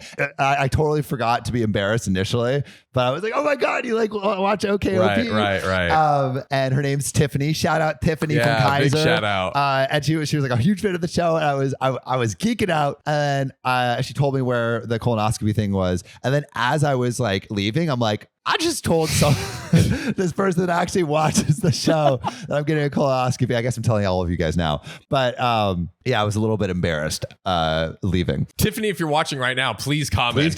Please comment. Yeah. All right. My coworker is a dirty lunch thief, so I exposed her in front of everyone. Oh, yeah. So pretty much the title. I don't think I'm the a-hole, but I've been getting some flack for it. So I really want to clear this up. So I started a new job recently. I work in a small studio and there are several others in the building. Think open plan office with sections assigned to each studio. The person I had an altercation with doesn't work for my studio, FYI. Okay. There's going to be an altercation. So get ready. Oh, drama. I eat lunch at 1 p.m.ish, and most people eat at 12. I came down early to eat at 12. I made coffee, and while at the counter, I noticed my Tupperware in the sink empty. How dare you? Imagine my surprise when I turned around and saw a man I didn't know sitting down at the table with my food on his plate. Oh, that is catching someone in the act. In the act. Yikes. That bastard. He had just stuck it in the microwave, and acting rashly since I was mad, I sat down next to him and said, hey, that looks good. Mind if I try it? Yeah. Oh, that's good. Play with him. Yeah. Toy with his emotions. That's right. Then, before waiting for an answer, I yanked the plate away from him and snatched his fork out of his hand. He just blinked in shock, as did other people there as I started eating. He then, quite loudly, asked what I thought I was doing. And I replied, this was actually much better when I first cooked it. Oh! It probably lost some flavor in the fridge. He caught on quickly that it was my food and went a little red. I then asked him where he got the gall to steal someone else's lunch and then asked them what they were doing when they took it back. Kind of facts, though. Is everyone get my nose? These nuts. I think you're clear. Maybe this. Thanks, Riley. A man asks a sincere question to his friends to help him. Thanks, dude. Thanks, Riley. He started out some nonsense about not knowing it was mine, and I replied, well, you knew it wasn't yours, right? He just mumbled something like an apology, and I said, that's no problem. It was nice he'd warmed it up for me at least, in an admittedly bitchy tone. And then he just got up and left, and the people just sat there in silence. Two of the silent watchers, maybe his mates, had been told me that I was rude to him and there were nicer ways to go about it. I told them to think about how they'd feel if someone ate their food before saying they should focus on their lunch and I'll focus on mine. Well, it's been a little awkward at lunch since, and I have the impression a few people are talking about me at work now. Maybe I could have been nicer, sure, but I still don't think I was wrong. But tell me, Reddit, am I the asshole? There's some updates, there's some comments, but John, is OP the for confronting someone about eating their food in the office? This is kind of interesting because I think this is a sneaky, on the liner, because totally the guy was the a-hole, right? Yeah, like I mean, that's for sure. He stole someone else's food. Stole their food, right? But the question is, was the crime worth the punishment? Yeah, That's the question we're facing right here. Because like if OP caught someone stealing their lunch, yeah, and then just stabbed the dude, then we would be like, yeah, wow, that overreaction. That's right? an overreaction. So what is the appropriate reaction to someone stealing your food if it's not this? What would your reaction be? I would go up and it would be like, looks good. What are you eating? Yeah. Did you know you're eating my lunch right now? Yeah. And then it would be like, it's like, that's fine. You can Uber Eats me something right now. If they've already eaten it. No. Oh, just straight up. Yeah. And I'm, if you like this, getting sugarfish. I'm getting like a $50 meal. Nobu. Yeah, I'm getting Nobu. I'm getting Nobu Uber Eats to the office. I love that. So let's get into some of the comments. Scared T8911 says, unpopular opinion, you're the asshole. People who steal food for no reason absolutely are assholes, but you don't know this guy's living situation or financial situation. He should not have stolen your stuff, but publicly humiliating someone who may have to steal to survive. Nope, I would never do that. I mean, like, he has the same job as you. They're working in the same place. Yeah, So exactly. That is points in favor of maybe that not being No, not being silly. true. That's silly. I would have pulled him to the side and politely let him know it was my lunch. That way you get your lunch back, don't humiliate him, and don't look like an asshole to the rest of the office. Well, I think you can like make a joke about it. Yeah. I think it deserves a little humiliation. Yeah. I mean, it is not a fun thing. It's not a cool thing to do. But you could just make a joke about it. Yeah, Like, hey, you enjoying my lunch right now? Yeah, that's my lunch, but it's okay. You can Uber Eats me something. I mean, that's exactly how I'd say it. OP says, I see where you're coming from, but I don't see this as an acceptable excuse. He doesn't know my financial situation either. I've moved recently to a new apartment with a roommate and had to pay 3 times rent, the first month deposit and first month's rent, and my low 3 months probation pay at work just barely covers rent, not considering utilities, groceries, fuel for my car, etc. I've been dipping into savings till I can get better pay and spent the first month in my place eating on the floor because we had no furniture or spare cash to get some. It's very unfair to put a stranger's financial situation ahead of mine when I cook in bulk to save money and sometimes eat the same food for lunch all week. And then It's a great point. here's an edit. Yeah, I totally agree. I saw some comments saying I should go to HR, but my studio doesn't have HR and the perp doesn't work. The perp doesn't work for the same place. We do have a de facto office manager, but I don't want to take it up any further since I'm still new here and on probation / think my reaction might have been enough. And there is a little bit of an update. So let's get into it. So not sure if anyone wanted an update. We do. But I finally found out from a new friend at work that yes, the lunch thief had struck before. This ain't his first rodeo. Apparently, everyone wrote their names on their lunch to combat this, and the thief then targeted unmarked lunch or lunch items. Guess no one told me. People apparently started being petty and standoffish to the thief since, and he blames me for that. Also, according to my new friend, most were actually very pleased that the thief was finally identified / dealt with. For sure. I was assured that besides the thief in question and his cronies, no one thought I was being a bitch. However, not knowing much about me, they assumed I was a very serious or cliquey person from my reaction, which I mean, fair. I dress very professionally when most of the office dresses quite casually, which probably added to that. Think high heels, blouse, and skirt versus shorts, graphic tee, and slops. I've started to come down to lunch earlier to chat with some people, and the office seems to be warming up to me. So not a drama-filled update, but I'm very happy things turned out so well, and my reputation with my colleagues is off to a good start. Thanks again for all the comments and support. This will be the final edit / update to thank you, Reddit. Wow. So one thing that I did not even consider before that update is that there could be a serial lunch taker, and thief-er. your public humiliation is the thing that stops them from taking everyone else's lunches. Yep. That is a big Sometimes point. you gotta make an example. You gotta let the perp know who he's dealing with. The feds of lunch. Exactly. Well, I don't know. Again, let us know what you think if OP went too far or not far enough. John, something I've been craving recently is I had a duck in Australia. That is true. And I raised it into adulthood. Super adorable. And when I was in the Bay right before I left, I was in a coffee shop and this guy sat down next to me and it had a bearded dragon just on his chest. I was just walking around with it and he was like sitting back with the bearded dragon on his chest. And I struck up a conversation. He was a super cool dude. We ended up talking for like an hour and I'm like, it would be sick to get a house pet. like my sister's allergic to cats, but getting a house pet like a bearded dragon or like a duck would be sick. Yeah. No one's on board with this. Yeah, heck yeah. No one's on board with this. I could be down. Well, but what if it gets out of hand? I'm in the hot tub and the duck's like, wah, and then I'm like, can't put the sexy moves on because the duck's acting all weird. Quacking. Daffy Duck over here trying to... That's true. That is true. Listen, mister. I'm getting with this beautiful woman over here. Okay, well, let me just here's something that might combat that. Yes. Ducks are known to twist your nipples. That's going to convince us, bro. That's tipping us over the line. I'm just saying, Riley's in the hot tub. Need the little extra something to get him going. little extra oomph. Hey, I hear you. What kind of grip are we talking about? Because Riley's nipples will be very wet. You know what I mean? So Duck's got grip. You got enough grip? Okay. That grip. Right. That pushes it into like 110%. Right, Okay, Riley? so we're on board getting a duck. Hedgehog. Hedgehog.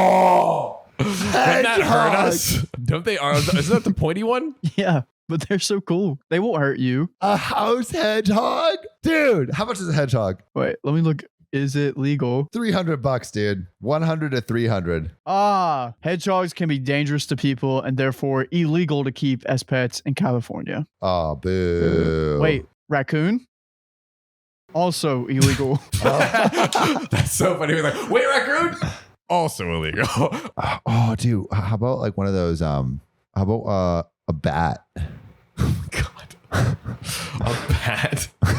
Jesus Christ. Can ducks fly? Ducks can fly. They're semi-flightless maybe? You've never seen a duck? Like chickens? Do they like barely fly? John.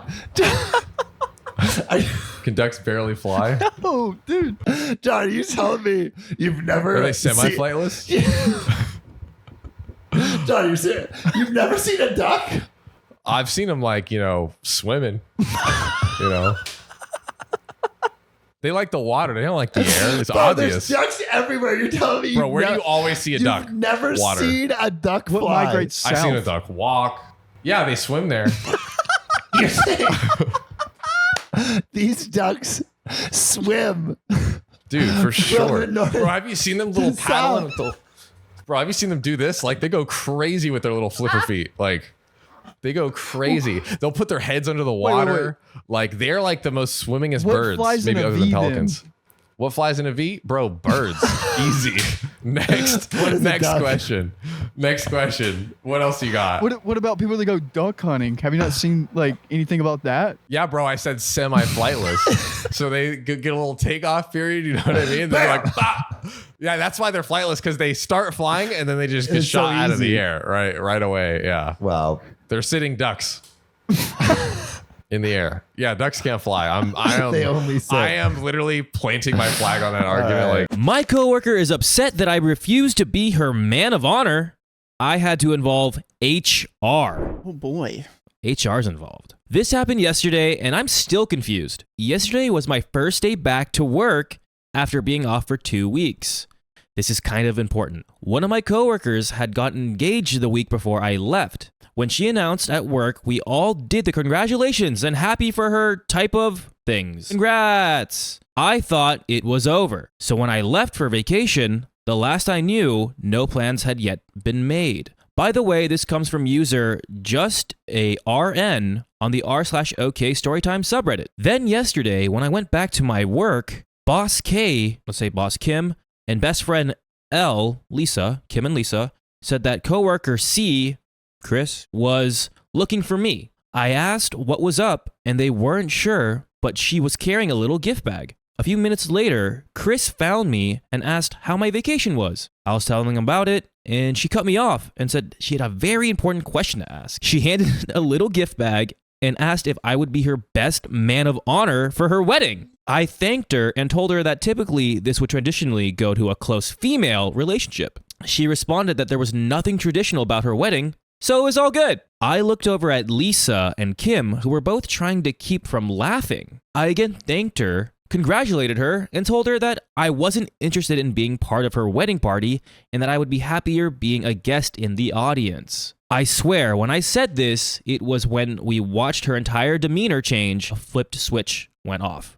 She went off saying I have to be in her wedding and that she doesn't understand why I would say no. I just got back from vacation. I don't really know you. I don't know you like that. I told her that we only knew each other for a short time and that I had no interest in trying to plan parties, dinners, and shopping trips. She told me I needed to think about it and she would get back to me later. You need to think about this and I'll be right back. I told her, go for it. But my answer will be the same. She walked away and I looked at Kim and Lisa and asked, what the ever-loving fresh creepy heck was that? Kim started to laugh and said she didn't know, but saying no, like I did, might have saved me a lot of headaches in the future. Lisa made the comment that she went straight to Bridezilla, and this was a look into what she was going to be like. Chris came back today. However, she went with a different approach and handed me a list of what she wants me to do and her vision of how she sees things. I asked her why she gave me this, and she said that as her man of honor, that these were my responsibilities. I told her again that I was not going to do any of this. She started again that she needs me to do this and how much fun it was going to be. Then she asked, haven't you ever wanted to be part of something special? I don't know you. I told her I was a nurse.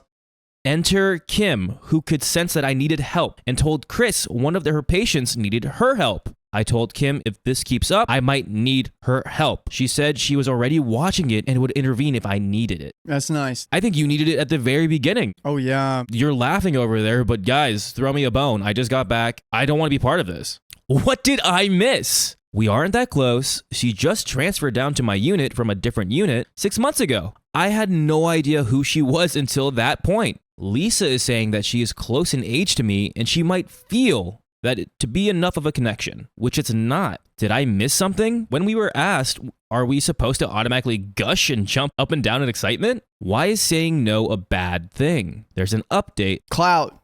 This is all for clout. Nothing's traditional about my wedding. And she has no guy friends, and like this is like the only guy here. I don't even think she doesn't have any no guy friends. I think she just wants to have a mate. Well, probably because she doesn't have any guy friends, she can't get a man of honor. Yeah. I think all of them backed out and like, oh, he'll have to say yes. We'll have to say yes. I could not imagine knowing someone for 6 months and then, hey, you're going to be my man of honor. Yeah, imagine if she does have friends, how they would feel. As if like Keon was my like best man, my brother. I would say no. Yeah. I would be like, oh, dude, I appreciate you, but no, that's okay. And I'll be like, yeah, I'll celebrate with you, but I'll go to the wedding. I'll maybe have a fun speech for like 2 seconds, but I'm not taking that mantle. Update. Hey, everyone. First, I apologize. I never thought this was going to go as crazy as it did. I want all of you to know I read all of your responses and responded to as many as I was able to. Thank you all for your amazing insights and comments. Many that made me laugh, which I needed. I have been sick, and that really helped to cheer me up. Thanks, Internet. I had to meet with my lawyer today regarding family issues. My neighbor / best friend / coworker Lisa took me. Shout out to Lisa. I really felt awful and driving wasn't a good idea. We were talking about this on the way and we both were asking a lot of the same questions that all you were asking. The big one was that we were asking about the circumstances of her transfer. She went from med-surg 4W to the ER.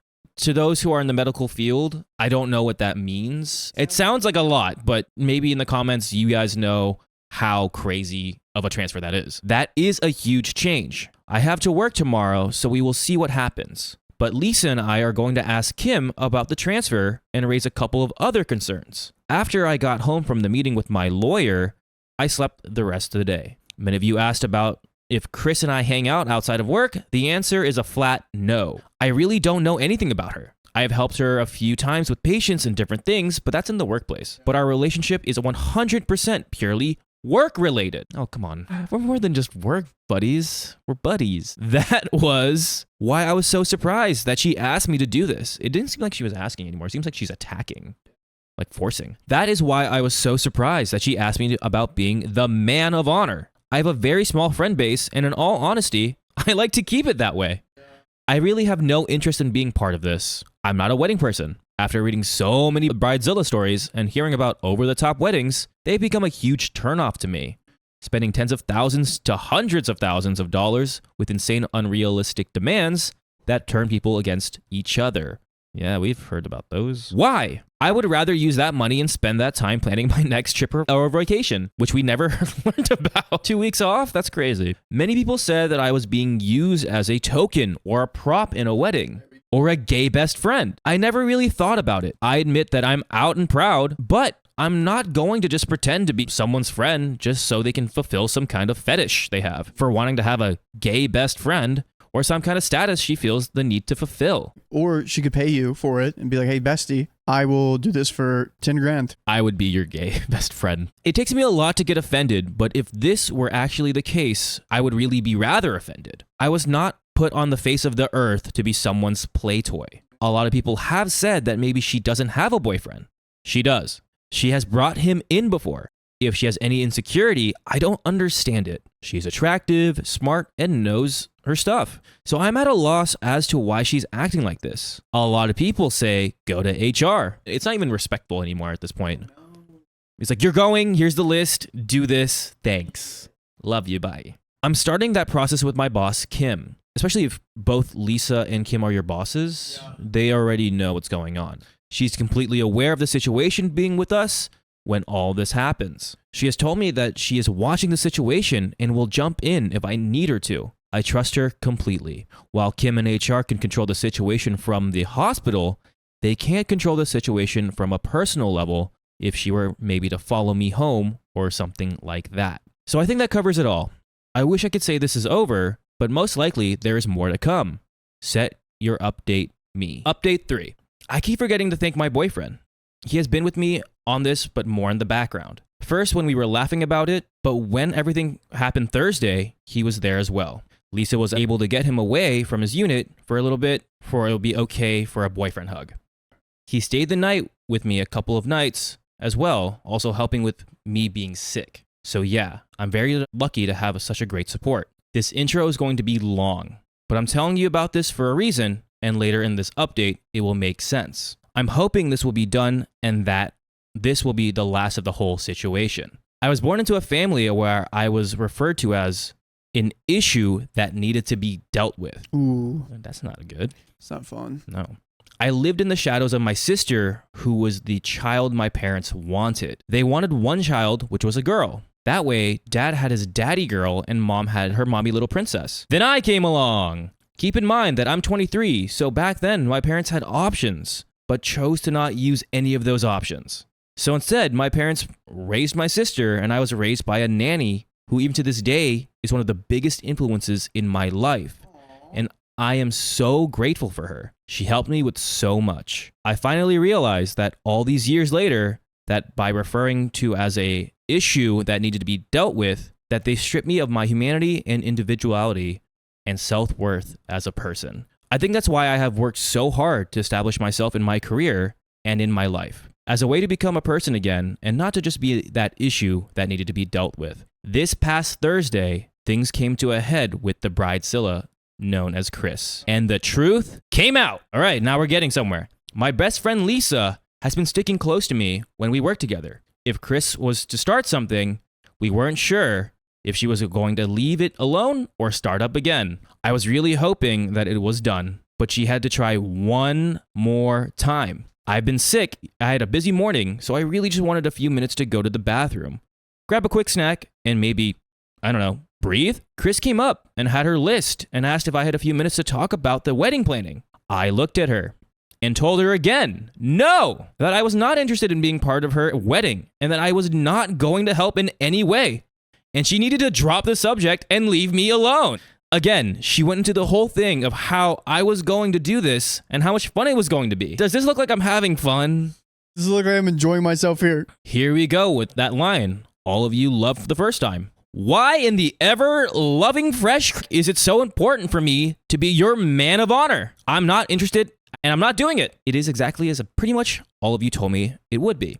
She was just planning on using me as a token or a play toy. She took all of our effed up gay stereotypes that are out in society and put them into one sentence. What modern liberal woman isn't going to have a gay bestie on her arm for special events? I felt everything in my stomach move and a wave of nausea came over me. I felt like I couldn't get to the bathroom fast enough. This pissed Lisa off to no end. Lisa is really kind, like the overprotective sister that I wish I would have had, and took Chris off to visit our boss, Kim, and they laid it all out. Everything that was said, while I wasn't in on the conversation, Lisa and Kim filled me in on what was said. Kim came back to check on me, and I was still hiding in the bathroom. She knocked on the door and asked if she could come in. I asked her for a bottle of water first. While I was waiting, I realized two things. I realized why I chose not to hang out with her, and why I didn't like her. I couldn't figure out why I didn't like her, just that there was something that gave me the heebie-jeebies. But I realized that I didn't like her because she's a different version of my sister. Bossy, you do what I'm going to tell you to do. While Chris is educated and employed,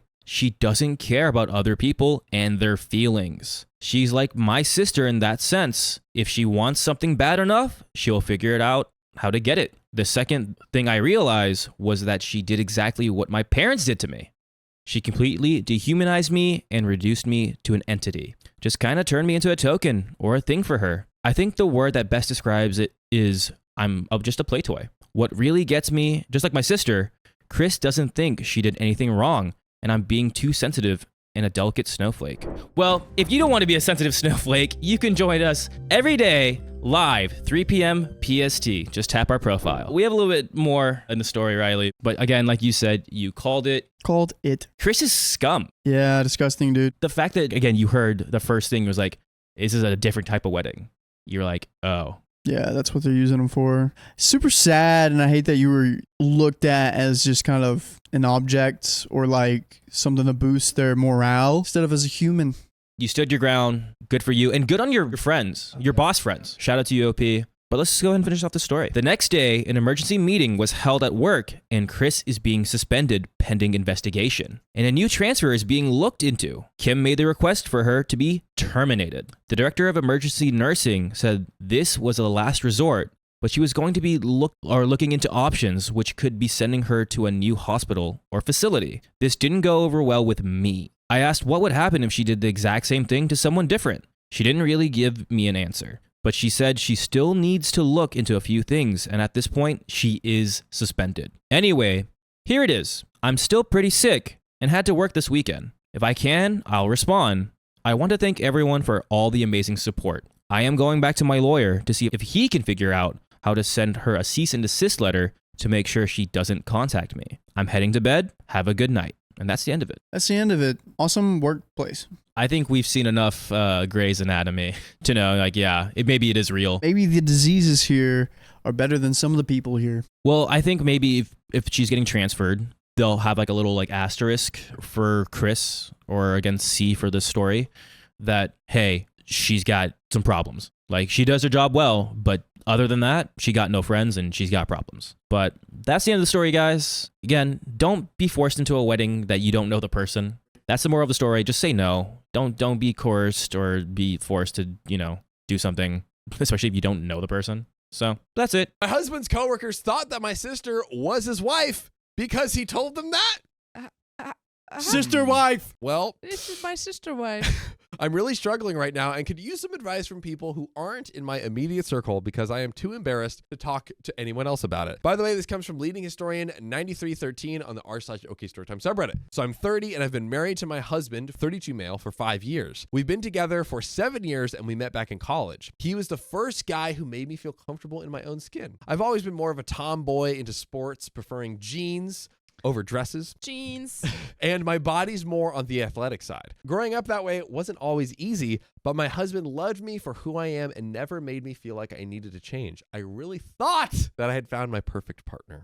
Well, I also have a younger sister, Rosalie, 26 female, and we've always been close. She's beautiful and effortlessly charming and the kind of person that just everybody loves. Our mom has some serious narcissistic tendencies and definitely played favorites growing up, with Rosalie being the golden child.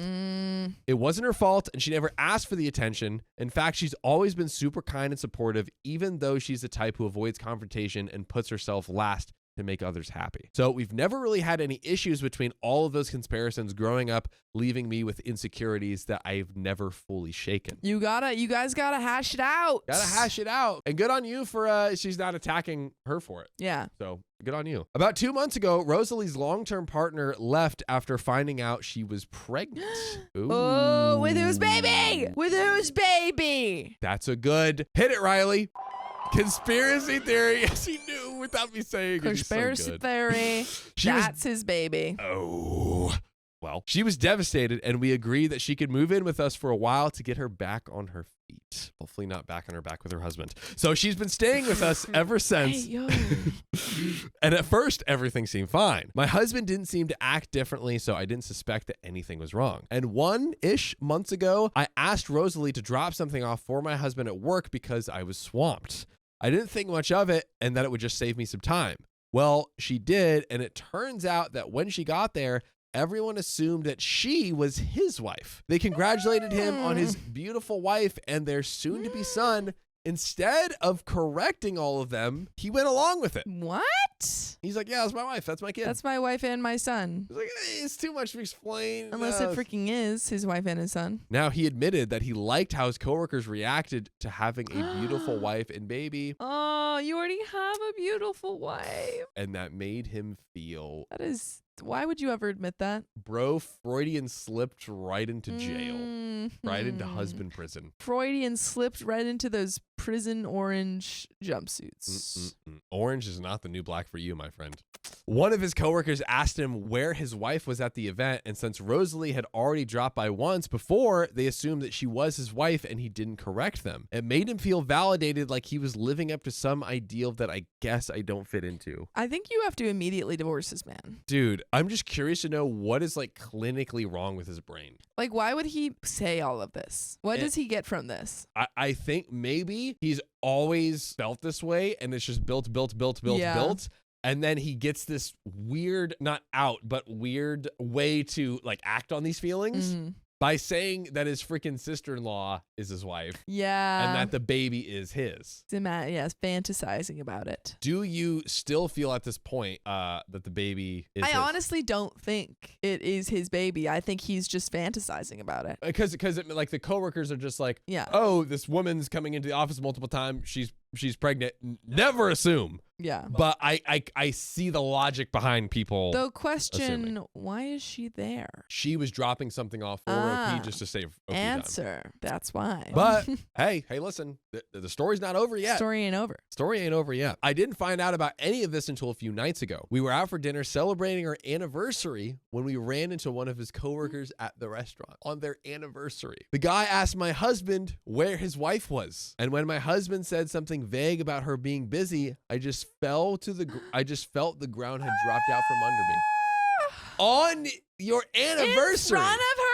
In front of her at dinner for their anniversary. Crazy that he literally could have just said, oh, like, this is my wife. Sorry, I don't know if you guys thought like that other woman. That's my sister-in-law. Sorry if there was like a miscommunication he there. continues the lie? Double freaking down. What? The date was basically ruined and we went home as soon as we ate. Totally get it. I wonder why. I confronted him as soon as we got home and that's when he finally told me everything. He does not care about her feelings at all. The fact that he did this in front of her and then proceeds to tell her all the reasons in detail.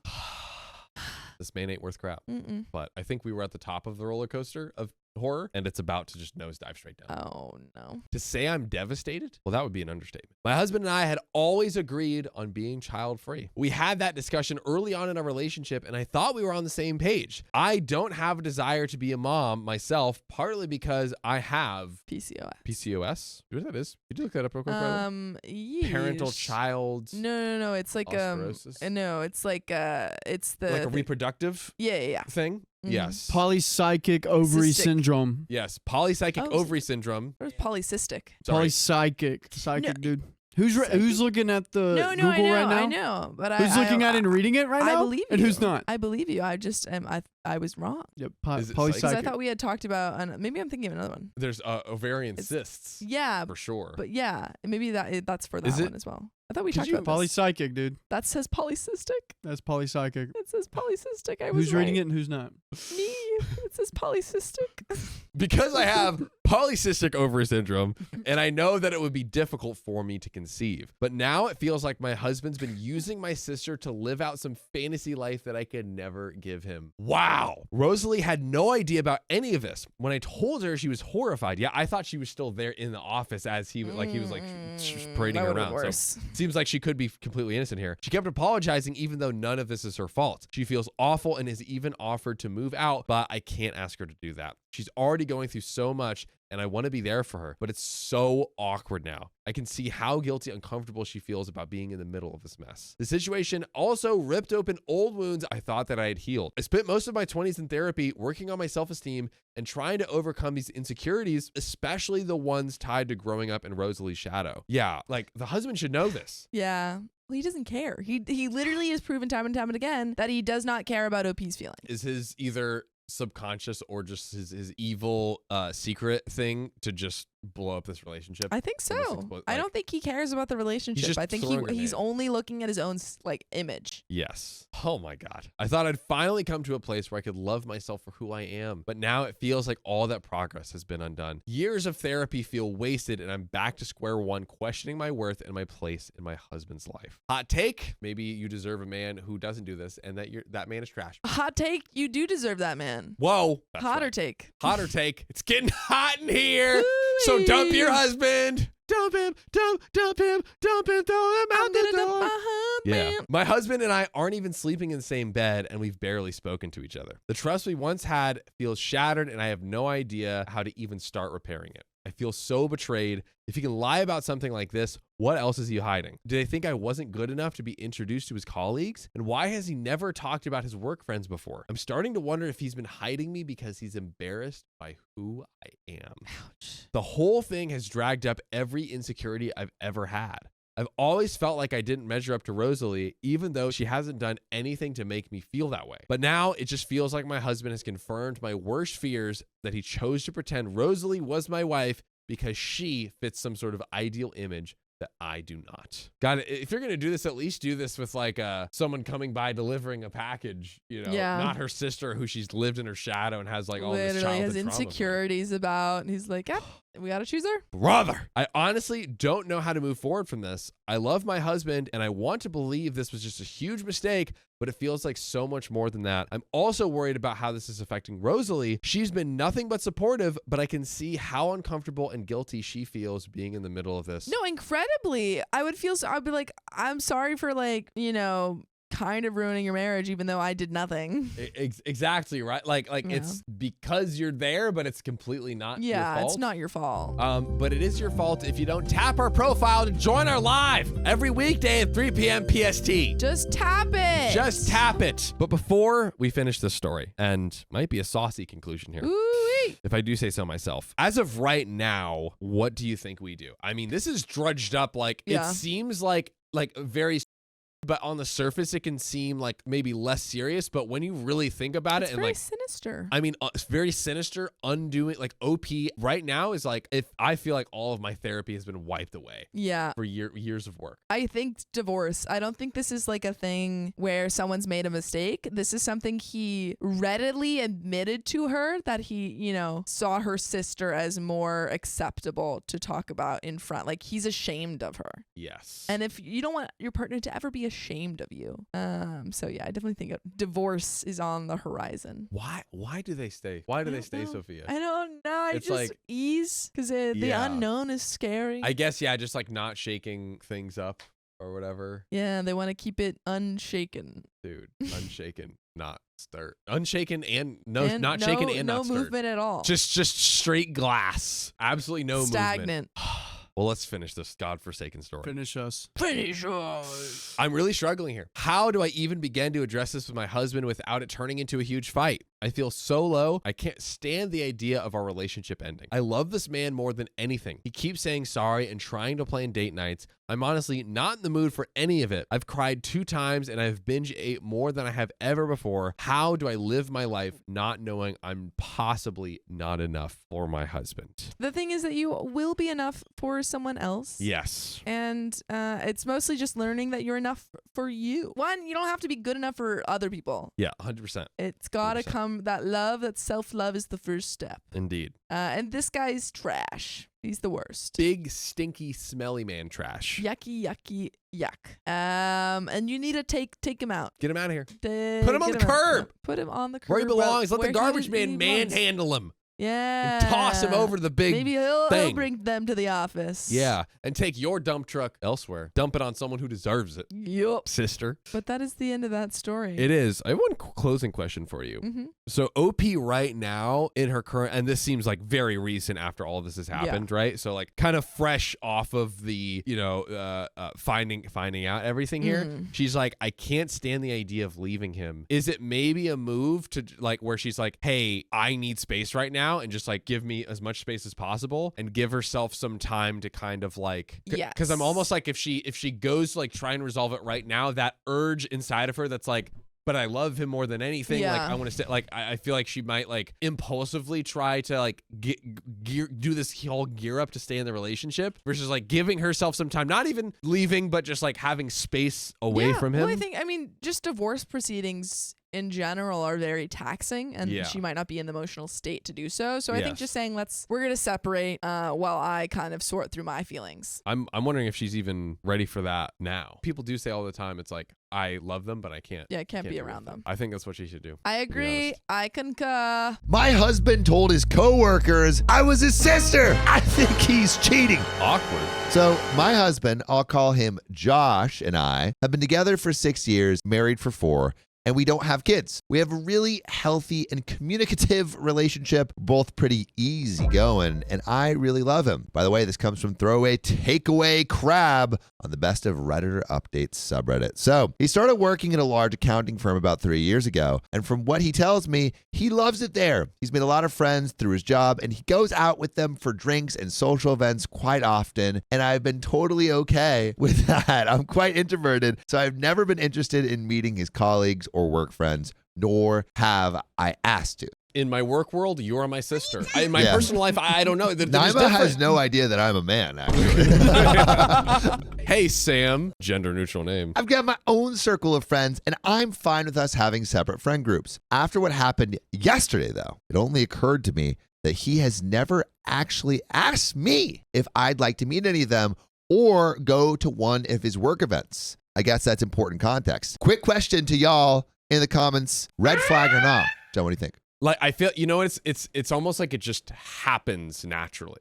You know what I mean? It's like, oh, I'm after going to a go. certain- You want to go? Yeah. Do we know how long they've been in a relationship? 6 years. Together for 6 years, married for 4. OP is 28 female and the husband is 29 male. 6 years. 6 years to never invite your kick work friend group is crazy. Mhm. That would be like Naima never meeting us. Exactly. To put it in John girlfriend terms. Exactly. Which John needs to That's fully the only process terms it. I know. Any other terms, he's like, oh, it's totally fine, but you have that's like Yeah, his yeah. prompt. To get the truth from John, you have to say, all right, if this was you and I. That's so true. That's literally so true. This is you Also- and the Naima hack. was okay with it. I'll start with what happened a few months ago that I brushed off until now. I was at a bar with some friends for a couple of Friday after work drinks, and a guy approached me. Okay. He was there with some friends too. He looked slightly familiar, but I haven't met him before. He seemed friendly enough and asked me, OP, right? I think I might have just given him a confused look because he followed up with, I'm Jake. I work with Josh. I realized that I recognize him from some photos on my husband's phone. I don't use social media except for a private Instagram, so I'm not sure if he posted the photos anywhere, but we've got a very trusting relationship, so I look in his photos sometimes. Don't hate me. This is where it gets a bit embarrassing. I'm a bit socially awkward, and so I struggled to end the conversation, but he just kept talking at me. I guess he was already a couple of beers deep, but while he was talking, he said something like, it's great that you guys are still so close. I haven't talked to my brother in ages. So OP's husband's work friend thinks OP is his sister. Listen, Cersei Or and Jamie. thinks OP's husband is his sister. Yeah, yeah. Thinks that that she's the sister, Yeah. not the wife. Exactly. Yeah. Red flag or not? Red flag. Or is it too much to say that? Could it be both? Could it be both? Maybe no one's lying. Is he here. also in season 7 of Game of Thrones and is taking inspiration? Who knows? At the time, I was like, huh? But I just assumed he was drunk and not making sense, so I ignored it. He started to get a little bit flirty, so I turned to my friends and we left shortly after that. I didn't say anything to them about it, and it didn't seem like a big deal to me. I also decided to not tell my husband that I met his coworker Jake, not to hide it, but because I figured the guy wouldn't even remember talking to me, and I didn't want to make it awkward for Josh at work by telling him his colleague tried to hit on me. I just thought, no harm, no foul. I don't know. I feel like this is like worthy of investigating at this Yeah. point, you know? Definitely, because it's like, wait, why? Well, that Just is why? immediate family. She is his immediate family, and a brother is immediate family. So What did they put on the emergency contact? Yeah. It's so confusing. Brother, wife, brother, husband, what? But yesterday morning, I was walking our dog, Monty. He's a cross between a few breeds and has a very unique markings. This matters, I promise. And was on my way to my regular cafe, which is in town. I was waiting in line to order, and the guy in front of me was an older man. He got his coffee, turned around, but stopped and looked at my dog and goes, "Hello, Monty." Monty was super excited to see him, apparently. And so I guess that the guy was another colleague of Josh's because Josh brings the dog to the office a couple times a week. I thought it was sweet, to be honest. So I smiled at him and said, "Hi." He introduced himself, I guess correctly, that he was a colleague. But then he said something like, "Aren't you a good sister?" for walking his dog for him. Why is he talking to what he thinks is the sister like a dog? That's a great Aren't question. you a good sister? And also, like, the fact that these, like, I'm getting the sense that he, like, really drills it home because they're like, it wouldn't come up in conversation, I feel like. That, I don't know, the way they're saying, like, sister, like, right out the gate. Yeah, it feels You know what I mean? like OP's husband really drilled it into the whole office. Like, hey, look at my sister. Yeah. This is my sister, not my wife, in case anyone's asking. Hey, did you get my handout yesterday? Also, ring. Yeah. Oh. Is yeah. he? Does for he? him. For him, does he not have a ring on? And her, if she didn't have a ring on at the bar. Because why would Yeah. they Well, got that flirted one, with it? hers makes sense because it's like, oh, maybe she has her own husband. Yeah, you know, yeah, she's the sister. exactly. But That- for him, Does he take off his ring at work? Would be for 6 years. That would be crazy. of course, he doesn't want people to think he's married to his sister. Yeah, I mean, gross. come on. But maybe he's a doctor and those prostate exams. You don't want him stuck up You don't there. want to get something lost. That's Mhm. true. It's true. I was so confused that I didn't even know how to react, so I stumbled on my words and just said, "It's my dog." I regret it, but I generally couldn't bring myself to correct him and say that I'm Josh's wife, not his sister. It was just too awkward, and I just wanted to leave because I think it was suddenly dawning on me that what might have been going on. He asked me something about sharing a dog, but I was able to escape the conversation by being next in line to order my coffee, and he left. Dude, they share a marriage, 50% of their DNA, and a dog. Dude, Crazy. I think that's just what a close marriage looks like. I guess know? really close. Love looks different for everyone. Apparently. I seriously don't know what to do because what the F? Do I even ask my husband about this? Part of me is just assuming or hoping that it's a mistake, that he doesn't talk about me much at work and they just assume we're related because I have brown hair. But the thought that he has been telling his coworkers that I'm his sister, and evidently they have seen what I look like, so they must have seen photos, makes my stomach churn. I don't even know how I would broach the subject with him. I need some help. What would you guys do in this situation? I want to pause really quick right here. John, I have a girlfriend, Fry. Hello. What would you do in this situation? Well, I have a girlfriend. Yeah. And what I would do, you shouldn't do this, but I am truly tempted, and maybe it's chat finally getting to me, but I feel like you could leave so many petty breadcrumb trails for the brother and say things that could be taken either way to see like how he reacts. Is like, oh, hey, I'm so glad that we're family, like stuff like that. Just finding all the moments to. So you're telling me that if you found out that Naima was telling her co-founder that what I guess is a little harder to convince. Yeah, good luck. Dude, now that's a Reddit story. Dude, if me and Naima are brother and sisters, something is wrong. Something is not right. DNA test now.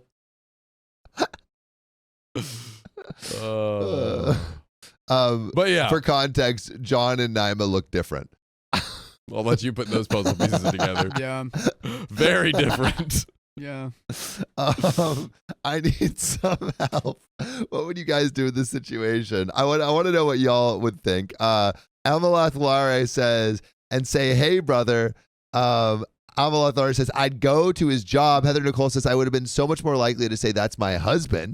Amalath Lare says, "Give him a little cheek, really effing sell it."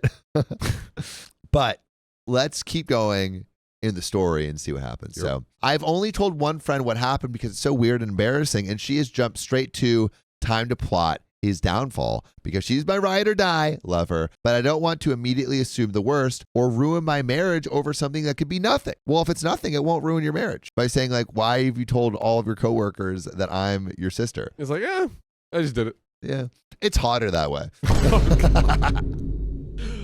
Oh, Jesus. I'm sorry for the long and rambly post, but I would really appreciate any and all advice. And we got an edit.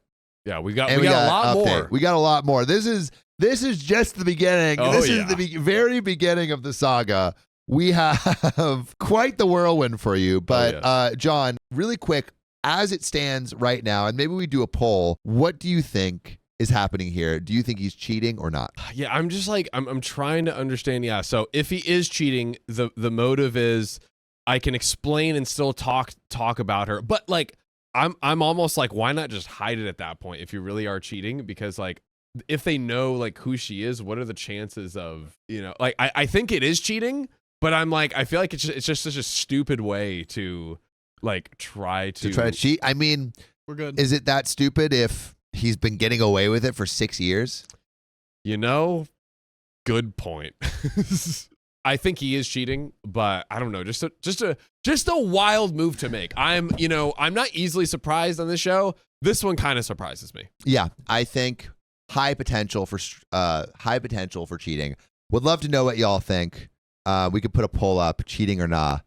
But edit. So, holy F, thank you everyone who commented with some advice. I haven't read all of them, but I really appreciate the suggestions. A small update. Josh came home at about 2:30 a.m. last night, but he was drunk, so he just went straight to sleep, which is fine by me because F having this conversation in that state. I've just woken up, but he's still sleeping. First thing I want to clear up. I've seen a lot of people suggesting I have crippling social anxiety or am severely introverted. I suppose you could glean from the way I explained what happened, but I'm not. I meant that I'm slightly introverted and that I'm not the most eager to meet lots of new people at once, especially a bunch of finance bros who weekends consist of unending sports bar beers where I assume I would be mansplained everything until my ears bleed. Probably a negative assumption, but I'm sure some of you know what I mean. I suppose you could say that I'm confrontation averse and that I'm quite laid back and prefer to keep a conversation easy and positive. I don't know.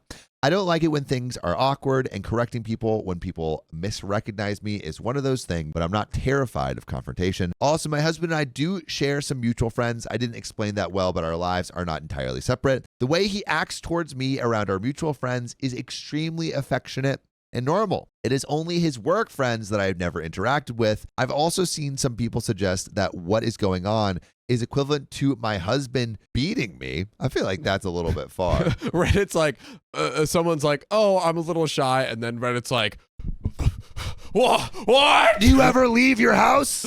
You shut in? Aren't you locked in a dungeon? Isn't that what you want? Reddit takes what you say and then multiplies it by 1,000,000 and then says it as truth. And me hopelessly wondering whether I should break up with them or that I'm thinking my relationship was healthy when it clearly isn't. Like, dang, cut me some slack. I'm a real person, and this is an entirely alien and bizarre situation for me. My first reaction wasn't to assume the worst, but I do appreciate that you all have made me certain that it is a big deal, which I think it is. It is a big deal. Definitely. I guess I needed confirmation that things that happened are enough proof that Josh has been purposefully lying and they aren't just mix-up. I'm going to talk to him today and ask him directly why he's telling his coworkers that I'm his sister. I follow the advice of writing my points down so they don't get lost if I get emotional. Lol. I will do my best not to let him slither out of it, and I hope he has some proof that his colleagues know I'm his wife. I know that it's not the theatrical confrontation you guys were hoping for, but it's a Saturday, and I can't wait. Wish me luck. Thank you all. And we have an update. Everybody go in that poll vote. Yeah, hit the polls, Hit the guys. poll. We need your votes. It looks like 86% of you are saying cheating right now, but I'm it's curious. fastly growing. Yeah, I feel like the cheating votes are getting thrown in there very quickly. But we got some additional context from OP. Megan Shui says totally cheating. A lot of people are saying cheating. I'm feeling cheating too. I'm like, why are you hiding this? Yeah. Do you have like a work wife crush or something? Yeah. Josie Medolberg says job wife. That's interesting. But my question though is, he would get the work crush eventually. In theory, he would have to kind of like, because if he said, oh, this is my wife or whatever initially, well, he can't switch it over. It seems like he went into this job being like, I am telling them that this is my wife. Because what are the chances that she comes up and he has to explain like, oh, this is my wife, right? Maybe he From the got this job to date a person in the job, and it was all premeditated. And he's been playing the long game for the last 6 years. He literally is like, I have this whole secret life. OP is like basically the side wife. And he's like, I want to marry this woman. The only way I can do that is by working at this company. And over these six years, long years, I'm going to make it happen. Gets married. I think, you know what? He might have it. Came home wasted, just got married. That was from his wedding reception. Vegas wedding. Well, let's see. Additional information from OP. I didn't go into much detail about our relationship because it didn't seem relevant, but I meant it when I say we have the healthiest and best relationship I've ever been in. I'm sorry about that. Dang. This is the best one? Oh, I guess he's calling you his sister? I guess Cersei and Jamie have the same thing, so. That's true. That's true. And it's a good relationship. It's good. You know, they rule a kingdom together. Truly. I was friends with him for a year, and a bit before we started dating, we met at uni. I've had crappy relationships before, and he truly blew me away when we started dating. He was genuinely the most empathetic, kind, intelligent man I have ever met. He treats me like a sister. I'm kidding. He remembers every little thing about me. He's so lovely to me every day and does little acts of service just to make my day better. And I would do anything for him. We're both really supportive of each other. We also have a great spicy sleep life, and we are intimate frequently. Oh. But we only do one kind of role play. So I know he's not starved of it or anything. But that's why it's so hard for me to assume the worst. Because literally just earlier tonight, before he went out, he made me dinner and told me he loved me like he always does. Like it just doesn't seem possible or real for him to be living a double life, you know? I can't even imagine as I'm typing it. It feels like I'm in a dream or talking about someone else, and there are some relevant comments. And there is an update. We got a big, fat, juicy update coming up. I think this is kind of like, you know, the master manipulators can manipulate you into thinking that they're like the greatest whatever person. Oftentimes it seems like usually like a wedding or something, but maybe he's just like committed to it and is seeing his side or other wife. Yeah. Who's the practice family? That's what I'm trying to understand. I don't know, but if both families feel like they're getting a good piece, you know, maybe you don't reveal what's below the curtain, you know? If you believe it's the happiest relationship you've ever been in, you really want to know what's going on in his double life. Magicians never reveal their tricks. Exactly. It ruins the magic. It ruins literally. the magic. And do you want to ruin the magic? That's the question. You know, dude, do you want to leave the matrix and go into the world? It sucks. Red pill or blue pill, OP? So we got a relevant wisely. comment. So Devoted Red says, does he not wear a wedding ring at work? Why does he need that? We asked that question. Yeah. Why does he need to hide the fact that he's married? Sorry, OP, but this would send me into a tailspin. Find out as much as you can before confronting him.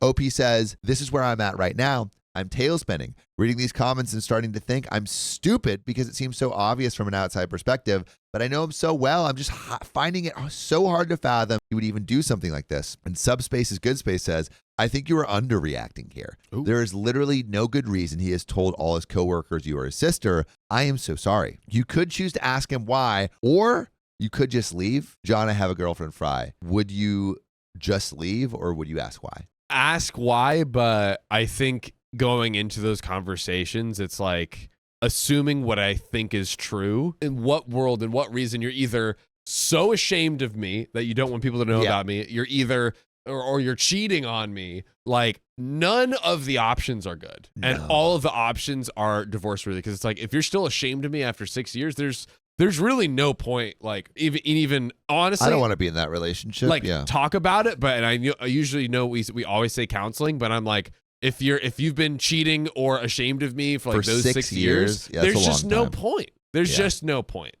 Yeah, I think I would be in the same boat where it's like I want to hear why, mostly because I'm just like curious. Reveal. Like why? Tell us. What's the reason? But it feels pretty close to a relationship ending. Yeah. Kimberly Fine says if it didn't look natural, it wouldn't be effective. People repeat behaviors that make them successful. So it's like maybe it's just like this is like what he's been doing for a while, and he's best in the business. Yep. You know, Just a white lie spiral. he's got four. Oh, you know what? He's what is it? Job stacking to get like 6 different wives. Overemployed, He's yeah. overemployed, so he has like all these jobs that he's just like doing like 5 hours a week in. Actually, getting a wife from all of them, and OP was before the whole work Yeah. OP is a 6 stay-at-home job thing. wife. Yeah, exactly. Then he has all of his work wives. There we go. I do have someone that did the overemployment thing, not with wives, but he did say he was Just able jobs. to. Yeah, just jobs. He was able to like juggle 6 jobs at once. It's impressive. Poorly. Right. Just get fired and collect a check. Move on. But Opie says, you're right. I think I was still in denial and hoping it was all a mix-up when I posted this. I still am a little. My husband is out right now and I'm in bed. My head is spinning, but I'm going to talk to him tomorrow. And we have an update. Woo! We got an update. So Opie could surprise her husband at his job to give him a kiss in front of his colleagues. Ooh, interesting move. That's like that one scene in Ferris Bueller where Ferris Bueller is like the dad and he's picking up his daughter from school, which is just really his girlfriend. And then he picks him up in like the Porsche or the Ferrari or something. Yeah. And then his girlfriend goes and gives him like a giant smooch. And the principal's watching what he thinks is the dad and the daughter making out. And he's like, So that's how it is in their family. Great memory. I have seen that movie. W. Let's go. Opie says, I really wish I was the kind of person that could do this, but the thought of having everyone looking and judging and laughing is just too much for me to handle. I don't even know them, and the thought is making me dizzy, but I think meeting him at work could be a good idea just to see how he reacts. I just don't know if I can wait the whole weekend without talking to him about this. Stuck in Nowhereville says, so he's either having an affair or at work or keeping his options open. Neither good. Opie responds, I'm starting to think you're right, but I still can't even wrap my head around that being possible. He's been just as present and loving as he always has. Nothing has changed. Well, we're going to see what's changed because we got an update. The big one. A The big one. Juicy update. Woo. Big juicy update. What do you think about the whole giving a little sister kiss? Again, job. it's like it would be fun to torture him with it, but you just got to go straight for him and be like, Yeah. what's going on here? All right. Give me the tea. Well, let's see. Hi, everyone. Hello. I just wanted to say thank you for the overwhelming amount of support and advice. I am blown away, and it really means a lot and has kept me grounded. I'm sorry for the slow update. I know a lot of you were interested in what happened. I actually tried to update on Saturday, but it turns out this subreddit doesn't allow me to post an update until 48 hours after my first post. I'm also only allowed to post one single update, so I'll try to fit as much as I can here. Sorry for how long it might end up getting. I'll just get right into it. So, on Saturday morning, I woke up earlier than my husband. He was very hungover, so he was like a sleeping rock. But you guys will be proud of me because I followed some advice and decided to look through his phone properly while he was sleeping. The trust is failing in the relationship. You want to know the truth, but I feel like once you look through the phone, it's kind of you're looking at the end. It's Pandora's box. Can't close it. It's like you can't close it. You can't close it. The Trust is gone, but you might just need to know the information you need. Although, yeah, this, I think it warrants it. I think warrants so. it. I think so. It warrants it. I've been on his phone so often, just pissing around on it, that I had never thought to check anything very deeply. I know his passcode by heart. I checked all the expected things like Instagram, DMs, Facebook Messenger, his iMessages, etc. And I didn't find anything that set off alarm bells to me. But I know from some comments that people who are cheating are good at covering their tracks and hiding messages, so I kept looking around. I saw he had a folder called Work. And so I looked in there, and he had a couple of Microsoft apps, Outlook, Authenticator, OneNote, etc. But he also had MS Teams. So I opened that up and had a look around. It did feel like I might have been breaking laws looking at his work messages, but I obviously had to. Anyway, I was already upset to see that he had a bunch of one-on-one chats with several female coworkers, which at first glance is obviously not an issue because everyone works with people of the opposite gender and are required to communicate with them, but a couple of them were vaguely flirty. Nothing I would call egregious, but there could be the occasional message between them with some playful innuendo or a wink emoji, like, hey, have you finished those spreadsheets? Can you slide those files on my table? I know those reports Maybe are you real can hard. Spread the sheets with me later. Oh, super subtle. Maybe I can sharpen my pencil in your pencil sharpener. Yeah, because everyone knows the modern workplace is missed without pencils and pencil sharpeners. That's what everybody knows. The modern office desk. These upset me, obviously. And they did send me into a bit of a spiral, but I didn't find anything that suggested he was having an out-and-out affair with any of them. Still, I followed someone's suggestion of screenshotting the messages, and I airdropped them to myself. We got receipts now. Receipts. We got receipts.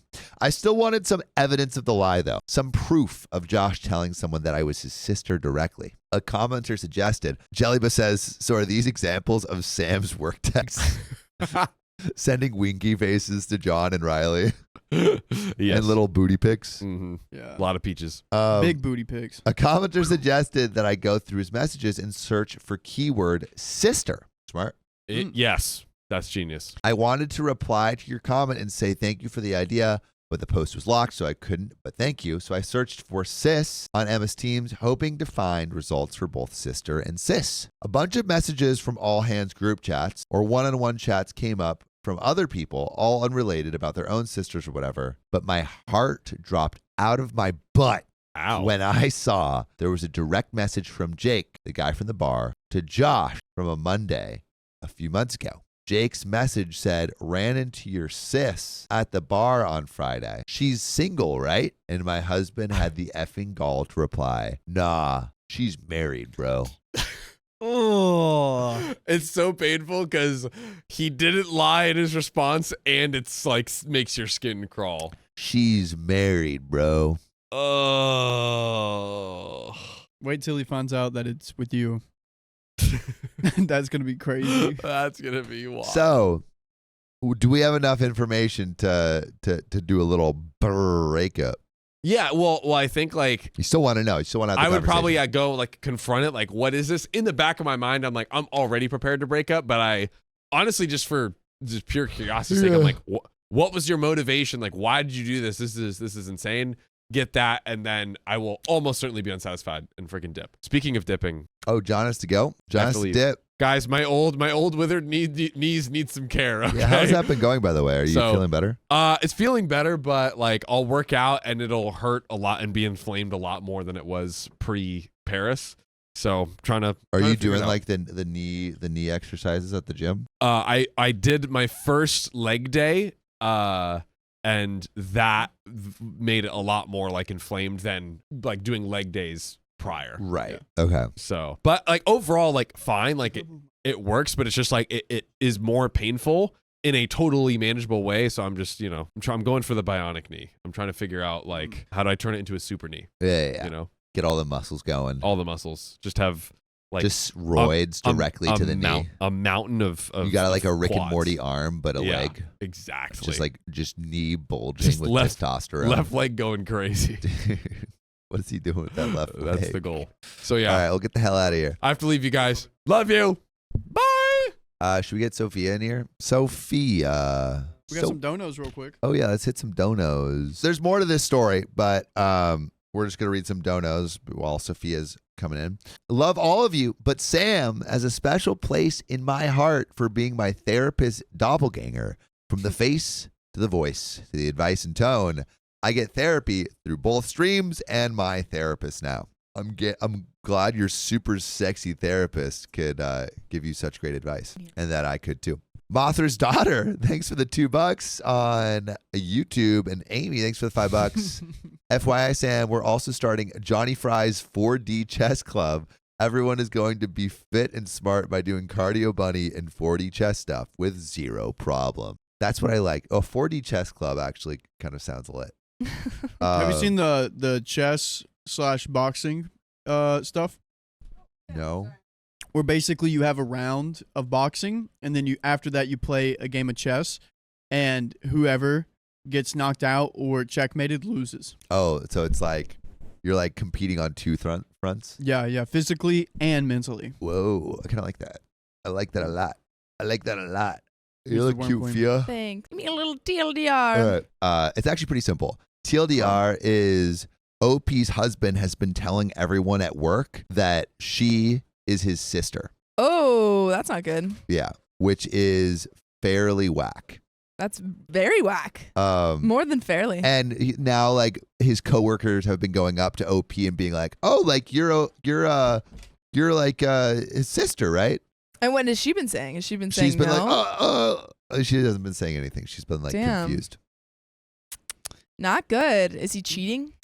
That's what we're thinking. That is the working theory. But we'll see. We'll see.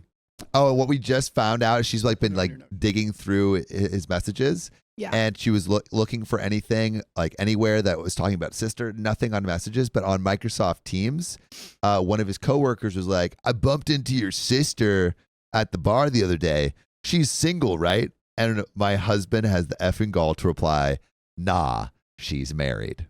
Damn. So he doesn't want to tell anyone that he's married to her. Yeah. But also. And he's not wearing a wedding ring at work, obviously. What? Yeah. So let's see. Let's see what happens. Strange. I literally almost burst into flames on the spot when I saw that. I can't even describe how much I was shaking after reading those messages. Firstly, that I could have confronted Josh about this months ago. I was and still am so furious with myself for that. Josh would have been effing praying I didn't remember meeting Jake or that I wouldn't mention it.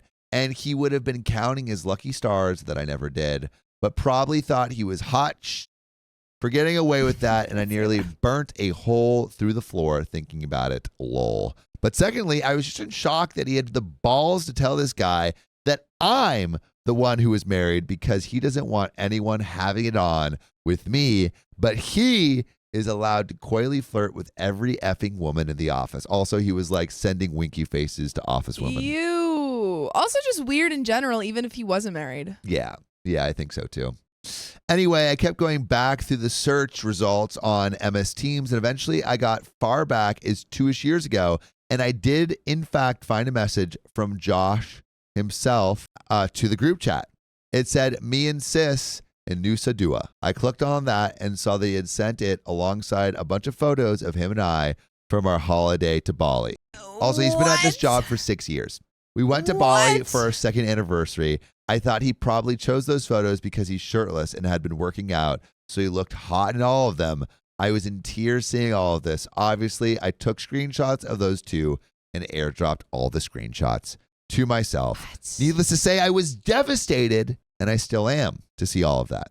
I'm struggling to even process it all, but that all happened on Saturday morning, and I immediately took myself to my friend's house. I'll call her Sophie. I went to her place to cry it out and show her what I found. And she was extremely supportive and probably more furious than me, which is like a W friend. That's what you need. You need friends who are like, what? He's terrible. I'll punch him. Yeah. We had a friend recently that did this for another friend where like one of our friends broke up with their boyfriend and he was like, wait, do we hate him?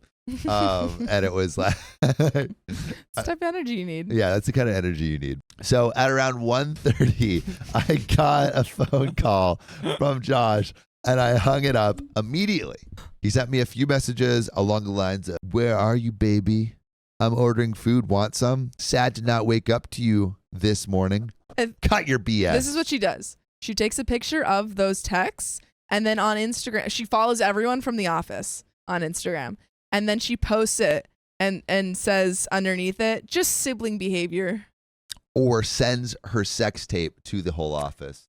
Okay. Of him and the husband, of her and the husband. So that's, And those say, are options. Just bonding activities with family. So those are two different options of varying degrees of efficacy. We got more to this, y'all. Woo. Guys, I have to reiterate how much I loved this man and how effing heart-wrenching it was to see him still acting like nothing had gone wrong.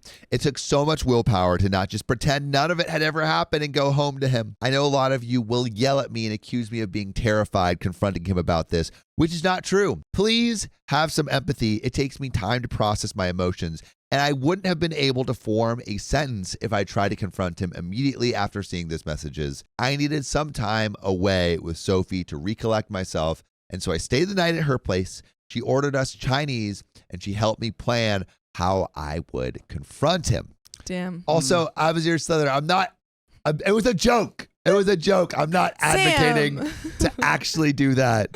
Jesus. Sam, it sounds like you were advocating to actually do that. I was not advocating to actually do that. Yeah, I think my plan's the best. Yeah. What? Send a little smooch pic? Yeah. Just send the wedding photos. Things. Yeah. Send the marriage certificate. Nicole H. Yeah, it's like, that's why we have the same last name. Yeah. Oh, that's good. So I stayed the night at her place. She orders Chinese. Oh yeah. So what? So we're thinking send wedding pictures is the way to do it. Send a photo. Somehow get these to the office. Yeah. Somehow get like some smooch pics to the office. Yeah. The only reason I was saying if you do it on Instagram and you follow all of them, that way you don't have to like directly do anything. Oh. It's just you being right. like, reminiscing. Yeah. Like put it on your story or something. Yeah. So I got a bunch more texts and calls from him as the evening progressed, and I eventually put my phone on Do Not Disturb. Sunday morning, I woke up feeling more angry than sad. So I opened my phone and finally replied to his messages. Coming home now, need to talk. I kept it cryptic to make him squirm. Make him squirm. To be honest, because I was/am fraught with emotions. I can't remember the entire conversation word for word, but I'll try to replay it as best I can. Long story short, I got home and he tried to hug me, but I refused and we stood in the kitchen. I did confront him like some suggested, and I just said, "Why have you been telling your coworkers I'm your sister?" She was in a swivel chair and all the Yeah. lights were off. She's like, "Why have you been telling your coworkers I'm your sister?" Yeah. She turns the light on. Yeah. The overhead. It's like that one scene in The Incredibles Yeah. where Exactly it's like, what I'm "Bob, thinking. where have you been?" Where have you been?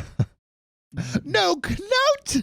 Beating off villains. Car gone. You could have been killed. Your father's facing an inquiry at work. Well, I wish it would have been more like a movie scene where the color drained from his face or he immediately looked like a deer in the headlights. But he didn't. Damn. It was like he had been girding himself for this confrontation for a Girding? while because he just frowned at me and looked Girding? flabbergasted. Is that a word? I have no idea. Girding? What 'Cause does girding mean? What's girding? What's girding? Chat, what's girding? Chat, what's girding? We will trust whatever you say implicitly. He just said, "Huh?" This made me so angry. How are you going to pretend to be stupid after 3 years of lying? I basically said, "Don't play effing dumb." 2 of your coworkers have greeted me as your sister, and I have proof of you telling them. And I know you're pretending to be single. Essentially, I asked him what he had to say for himself. He still played stupid. He became moderately defensive and just kept saying, "I don't know what you're talking about." Or, "Why would I lie about you, babe?" I cannot describe how furious I was at this point. I was in tears. I always cry when I'm angry. So he was trying to comfort me as if I was having some irrational breakdown. It's on your head. I showed him the Babe. screenshot of his message saying, "Me and sis." And I said something like, "You tell me." He just said, "I don't know what I'm looking at, babe. And I'm confused, Just like, babe. is this from your brother? I don't understand. It doesn't make sense. Does your brother work in my office? I didn't know You that. sent Why didn't you messages to tell my me that? coworkers? That's crazy, babe. I had no idea." I got so angry that I left again, went back to Sophie's because I felt like I was on a dead end road. I didn't think I was going to get him to admit anything, and I was just getting so furious I couldn't continue. He was really upset and in tears, which to me was evidence that he knew he was lying and that he was going to have to come up with some explanation. Josephine Mudola Burquest says, "He is trying so hard to gaslight." Yeah. He tried to get me to stay, but I told him that until you have something to say for yourself, you've got nothing to talk about. Until you have something to say for yourself, you have nothing to say to me. Ooh, Bam. And then you walk out. bam, shut the door.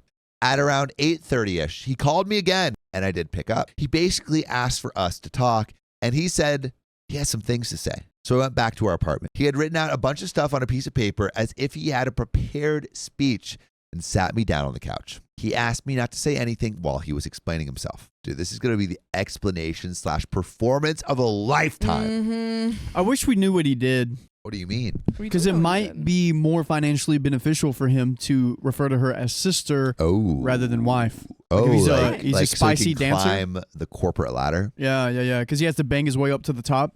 Yep. It's like, babe, you don't understand. It was for us. It was for us. Do you want that big house in the country? You want that This is Lambo, how you babe? do it. Yeah. Yeah.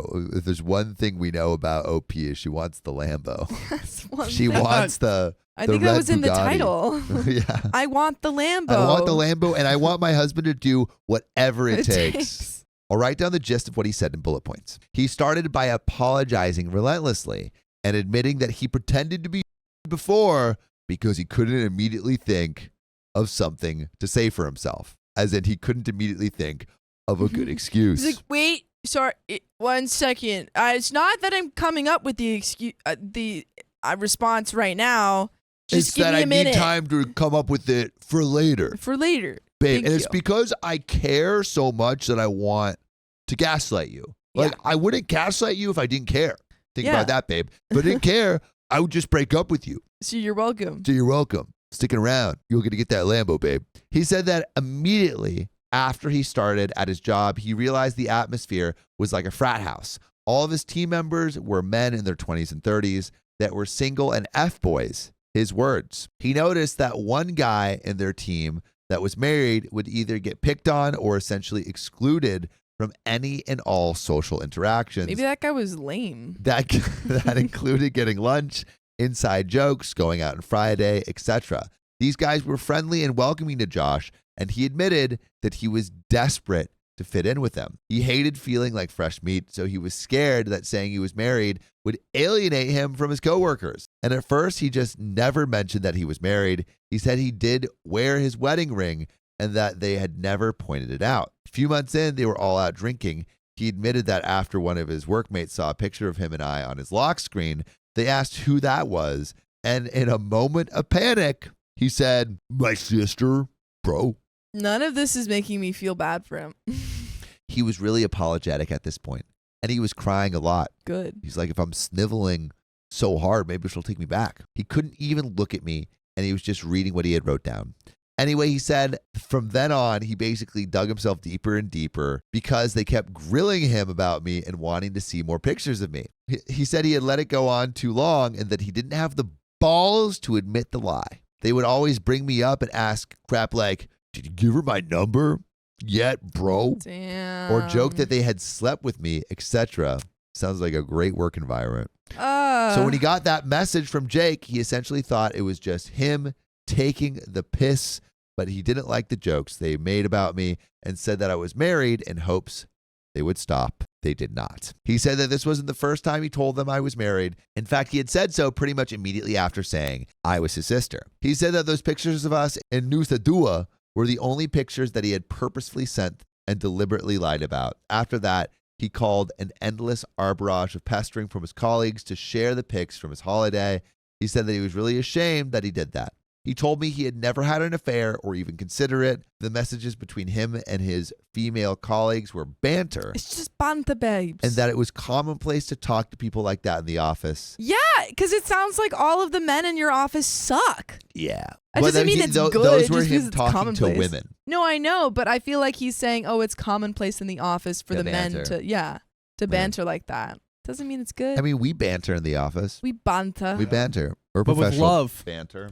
Yeah, there's not love in Banter that with office. love. He also said he knows how disgusting it is and he is embarrassed to have been acting like an F-boy, again his word. He concluded his speech by apologizing again and said that he was disgusted with himself and ashamed that he had lied for so long. But he felt like he had trapped himself and that he couldn't find a way to get himself out of it. He said he knows he could have confessed the truth to either his coworkers or to me at any point, but that he didn't because he was a coward. He said that he'll confess to his entire office that he lied and that I am his wife and not his sister if I want him to. He said that he will quit his job now without a word of it, if that would make me feel better, and that he hopes I can forgive him, but he understands if I can't. I'm going to pause really quick right there. How do we feel about this apology? I don't know. I'm kind of embarrassed about him. Like, I think if someone was telling me that, I'd be like, I got the ick. Yeah, Like, it's like not He's as crying morally and bad as cheating, but it's embarrassing. but it's kind of embarrassing. I'm like, damn, like you have such a lack of spine yeah, that you couldn't even say that I was your wife. that's, yeah. How are you going to fight for a marriage when things get tough? How are you, like, if we want to have Mhm. kids, how are you gonna like do what's right for them? You know? What are you gonna say that who are, like, if they ask, oh, whose kids are these? You're like, oh, they're my sisters. They're my sisters. Wait, one of them is mine. That's one I like. The other two, like, I don't Other like. So I just two, say those it's are my mine. sisters. Yeah. No, Alyssa. Oh no, Kamsa says, bro will be bullied more for this. LOL. They're absolutely going to bully him way more if he confesses because they're going to be like, what kind of loser doesn't even fess up that this is his wife? If this was your boyfriend, would you break up Kind with probably. him? After they've been dating for 6 years. Are they married? They're married. And they've been, maybe, okay. I think he's been at his job for 3 years. I guess I would go to therapy first, but I don't know, it's still pretty, like. So, and also Ikaru says it does not explain sending private messages being flirty with these women. We don't know what the messages are. Just the winky faces. Like, I send winky faces to Riley though. Yeah. I don't. He does slap my butt here and there. Yeah. But like presumably he's not sending those winky faces to the men. Also, maybe not. I don't know. He wrote all this down and he's reading from a piece of paper, and it seems like he's been preparing for this for a minute. No, I think he like just wrote that down. I think he just wrote it down too. Yeah. Okay. No, I think therapy, but I would understand if she got divorced. For me, if this happened to me, it would be if I'm married, it would be if it's a year relationship, I'm like, that's whack. I'd probably break up. If I'm married, I don't think I would break up. Yeah. Would you immediately tell everyone at your workplace? You have to tell them I'm your wife, not your sister. I think so. I think that's like. Yeah. I think even if you break up, he's got to do that. Like, I think more. I'm kind of on the same page as Sophia. It's like it's just ick. Yeah, it's like. And I'm like, I want the person I'm dating to be like, to have courage. Yeah. So, well, also just not even just have courage, but also just like so proud to be, my partner be like, oh my God, show me off. She's Look so at my hot. hot wife. Yeah. She just does all these plans to like orchestral events and just like shares my interests. And makes me laugh. Yeah. Jellybo says, explain how you're divorcing your sister will be fun conversation too. Yeah, he's like, I'm getting a divorce. And they're like, to who? You're married? And he's like, yeah, to her. And they're like, isn't that your sister? Poll and see if divorce or not. I would love to know from chat. Would you guys divorce or not? You're in divorce. I think I'm in divorce. I'm in therapy. I think therapy if married. I'm in therapy and then divorce if I can't shake the ick. Yeah. What are you feeling, Riley? I would say divorce. Wife's number one priority, and he's not being considerate whatsoever. Yeah. Like sister, come on. Well, sorry. This also happened to a guy in the Bible where he said that his wife was his sister, so he could get through a piece of land, and God got mad at him. So yeah. Dude. Even God's like, that's whack, dog. This guy's working at his office, and God comes down. Dude, that's whack. That's not chill, bro. Anyway, I couldn't really think of anything to say at that point. He went to lock himself in the bathroom, and I just sat on the couch crying. This is also even his reaction is embarrassing. Yeah, dude, he's kind of totally okay to cry, and you're having like 30% of people are saying nah though. 30% of people are saying don't divorce. Well, I understand in the terms of like therapy first, but yeah. Well, what would the conversation be? Like the conversation, if we're really like outlining the conversation that needs to happen here, he felt the need to lie. Yeah. And obviously, so he's not secure enough, right? And so like I think you need to ask a couple, like if she's actually trying to understand, you need to ask like a couple whys. Like first of all, you need to understand, like he needs to understand what he did was absolutely terrible. Yeah. And like not acceptable at all. But I guess like understand, okay, so why do you feel the need to lie to your coworkers? Why do you not have enough confidence in yourself? Why do you need their respect and their like admiration or something? Exactly. Why do you need their approval? Yeah, over mine at least. And then like I think you got to get to the bottom of like where is he sourcing his sense of self-worth? Mm-hmm. And I think when you can understand that, you can understand why he's taking these like evasive maneuvers to that really hurt the marriage. Mm-hmm. Jellyba says, "Have you been around Alex lately?" Yeah, this is an Alex response. I was talking to him this morning actually. He's a good influence. Yeah, he's a good influence. He rubs off on him a lot. Oh, yeah, he does. I still don't know if I can trust what he said. And to lie that extreme is just baffling to me. If he can lie like that for so long, what else could he be lying about? But his explanation apology seems so sincere and genuine, and I guess to an extent, what he said is believable. He has always been extroverted, but very susceptible to peer pressure. Okay, so this is a character trait. At least she knows that, especially from other blokes. If nothing else, to me, it's a sign of shocking immaturity, which I is knew this was a British story. it's blokes. Yeah, I thought it was because Australian. Because they said we ordered Chinese. it could be. No, because Yeah. we like Americans always say like Chinese food. But British people, well, usually they're like Ramen. a Chinese, which is like They Yeah. ordered a Chinese. Yeah. That's crazy. I know. They said that hundreds of years ago. I don't think they've said that now. That's crazy. Anyway, I packed up a bag and went back to Sophie's, and I'm still at her place as I'm writing this. She said I can stay as long as I need to. I told Josh that I needed some time away from him to think about everything and whether or not to believe him again or whether I can ever trust him again. He told me to take as long as I need and that he will still be there if or when I get back. He even said, even if it takes a year. Right now, nothing feels real. I'm still dealing with the emotional whiplash from all of this, and I can't keep food down or think about anything. I've taken the day off work, and Josh told me he's going to take off the whole week. Sophie and my other friends have told me not to make a decision on anything until my head is clear. I spoke to my parents this morning, and my mom says it's just a bump in the road. pretty big bump. But she and my dad adore Josh, so they're pretty biased, lol. That's where I am right now. I'll take some time before I consider my next steps. I can't say whether I'm leaning towards forgiveness or divorce, and I think we're going to get more in an update, but those are really the only options. I kind of feel lost in a void at the moment. That's probably the best way to describe it, just emptiness. Thanks again for all your advice and support. I'm so grateful, and having this place to write down all of my thoughts has been helpful to get my mind a little clearer. This will be my last update. Is that true? There is some relevant comments with responses from OP, so we might get a little bit more context, but right now, Sophia, what? Sorry, Josephine Medola Brickpiece made a Doctor Who reference. Just a year? Rory waited for Amy for 2,000 years. 1 year is pathetic. So true. Yeah, Get I mean, yourself a I Rory. think this is definitely less bad than cheating. Yeah. But it's like I feel like but it is a lie. But the It's thing just is, it has been a lie for like yeah. Yeah.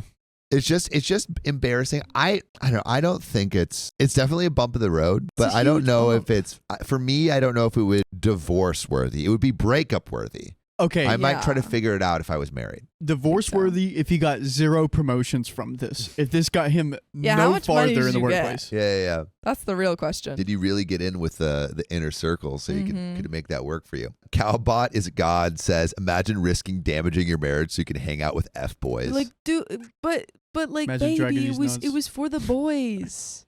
I had to do it. I had to I do had it to to do you it for for the boys. The boys. The boys need me more than you, babe. Yeah. Brianna from Australia That's says, a great point. why didn't you make friends with the other married guy? Because The other that married guy guy's was lame. He's lame, He dude. sucked. He just wanted to talk about his wife all the time and like go home and spend time with her. I wanted to hang out with the boys and The get boys. wasted. Hopefully John doesn't turn out like that. What? Like, he got lame and all he wants to do is go to his wife and hang out with her and not the boys. I mean, he does hang out with his girlfriend a lot. Yeah. And so do you. What?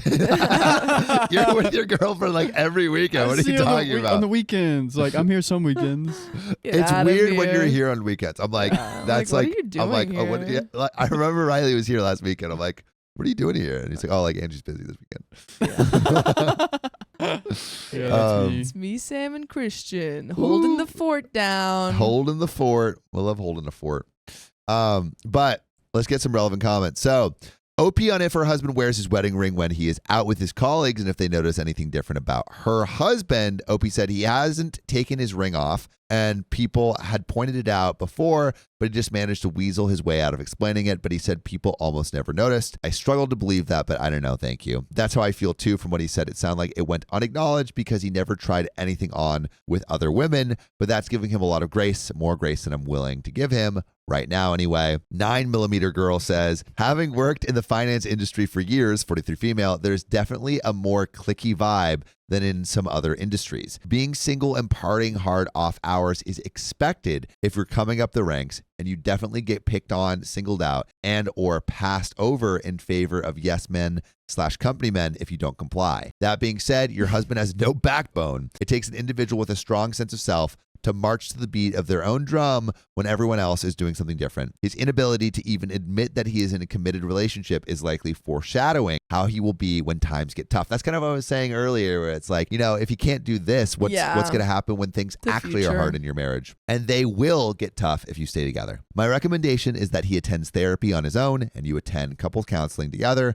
with a different therapist, but only if you want to do so. OP responds, this is really helpful to know. Thank you. I don't work in finance. I work for a small creative company, so I have no clue about the workplace culture in other industries. But yeah, I'm pretty horrified that he was that weak-willed under pressure of random men. If I can ever bring myself to forgive him, I could definitely force him to attend counseling. Or just some self-confidence building something. He needs to start looking into the mirror and being like, you're worth it. Yeah. Daily you affirmations. Have a wife. Yeah, you have a wife. I knew he was easily peer pressured, but not to this extent. And Pleasant Ad 4784 says, I'm so sorry you're going through this. What an absolute gut punch. When I read your first post, I was thinking there was a very good chance he didn't want to tell everyone he was married for this exact reason. It seems that fitting in and being liked by a bunch of frat bros was more important than him honoring your marriage. Why does he care so much about going out and getting drunk with these dip poops? Shouldn't he be moving past that mentality? I suggest marriage counseling. He needs to figure out what drove him to live this lie for 3 years. And I'm curious, how often did he come home as he did? To be fair, I have friends that work in finance, and like the party culture and staying out is like pretty intense. Why? Just because finance is boring?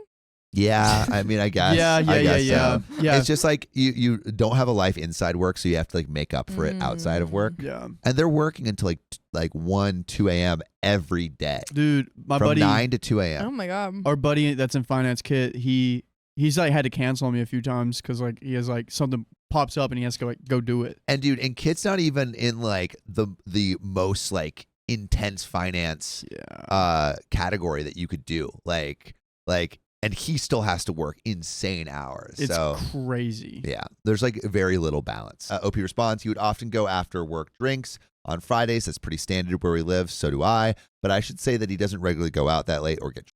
Last Friday, it was a special occasion because it was his friend's birthday, but the friend wasn't one of his work friends. I knew the guys he was out with, and I know the guys that you're going to go out with, and it's us every weekday at 3 p.m. PST, so join our live stream whenever you can. But So you that can is hang out where with that the story boys. ends. So I have a question for everyone still watching. Would you or would you not end the relationship over this? Let us know in the comments. Yeah. What are you doing? What you doing? Let us know. Well, that's where it ends. Yeah. I don't know. I just don't understand that culture. Yeah, I mean, I would not do that, but I have friends that are in that culture, and it's just like imagine like if everyone except you, like me, John, Riley, Keon, Dakota, we're all going out for drinks, and I feel like you've done that before. we have not. Not that specific group. We have not. No, we haven't done that. Well, like, I don't know. I feel like you've gone out for drinks and you've been like, hey, you want to go to drinks? I'm like, nah. Well, yeah, but imagine that we just stopped inviting you. Like you all go out to KBBQ and you don't invite me? Yeah, Yeah. because it's not just drinks; it's like KBBQ It's like and KBBQ. drinks. Yeah. I don't know. It would be like I understand the desire to fit in, but also Mhm. like get a backbone at a certain Yeah, point. find you new know? friends. Come on. You don't have to be friends with your coworkers. Yeah. You don't have to. You don't have You to. don't have to? You don't have, yeah, it's in What? it's actually in our It's in our contract. You have to be friends with your coworkers. Bree Me the Horizon says the length of the lie is the red flag. Yeah, Mhm. lying for that long. 3 years. Like I could understand maybe like being caught up in the moment, like, oh, it's my sister, and then be like, oh, I'm such an idiot. I should say It's something. not my sister. It's not my sister, It's my but like wife. saying it for that long is ridiculous. Yeah. Wild. But that's where it ends. But if you love us, make sure to subscribe. We love you. And see you tomorrow.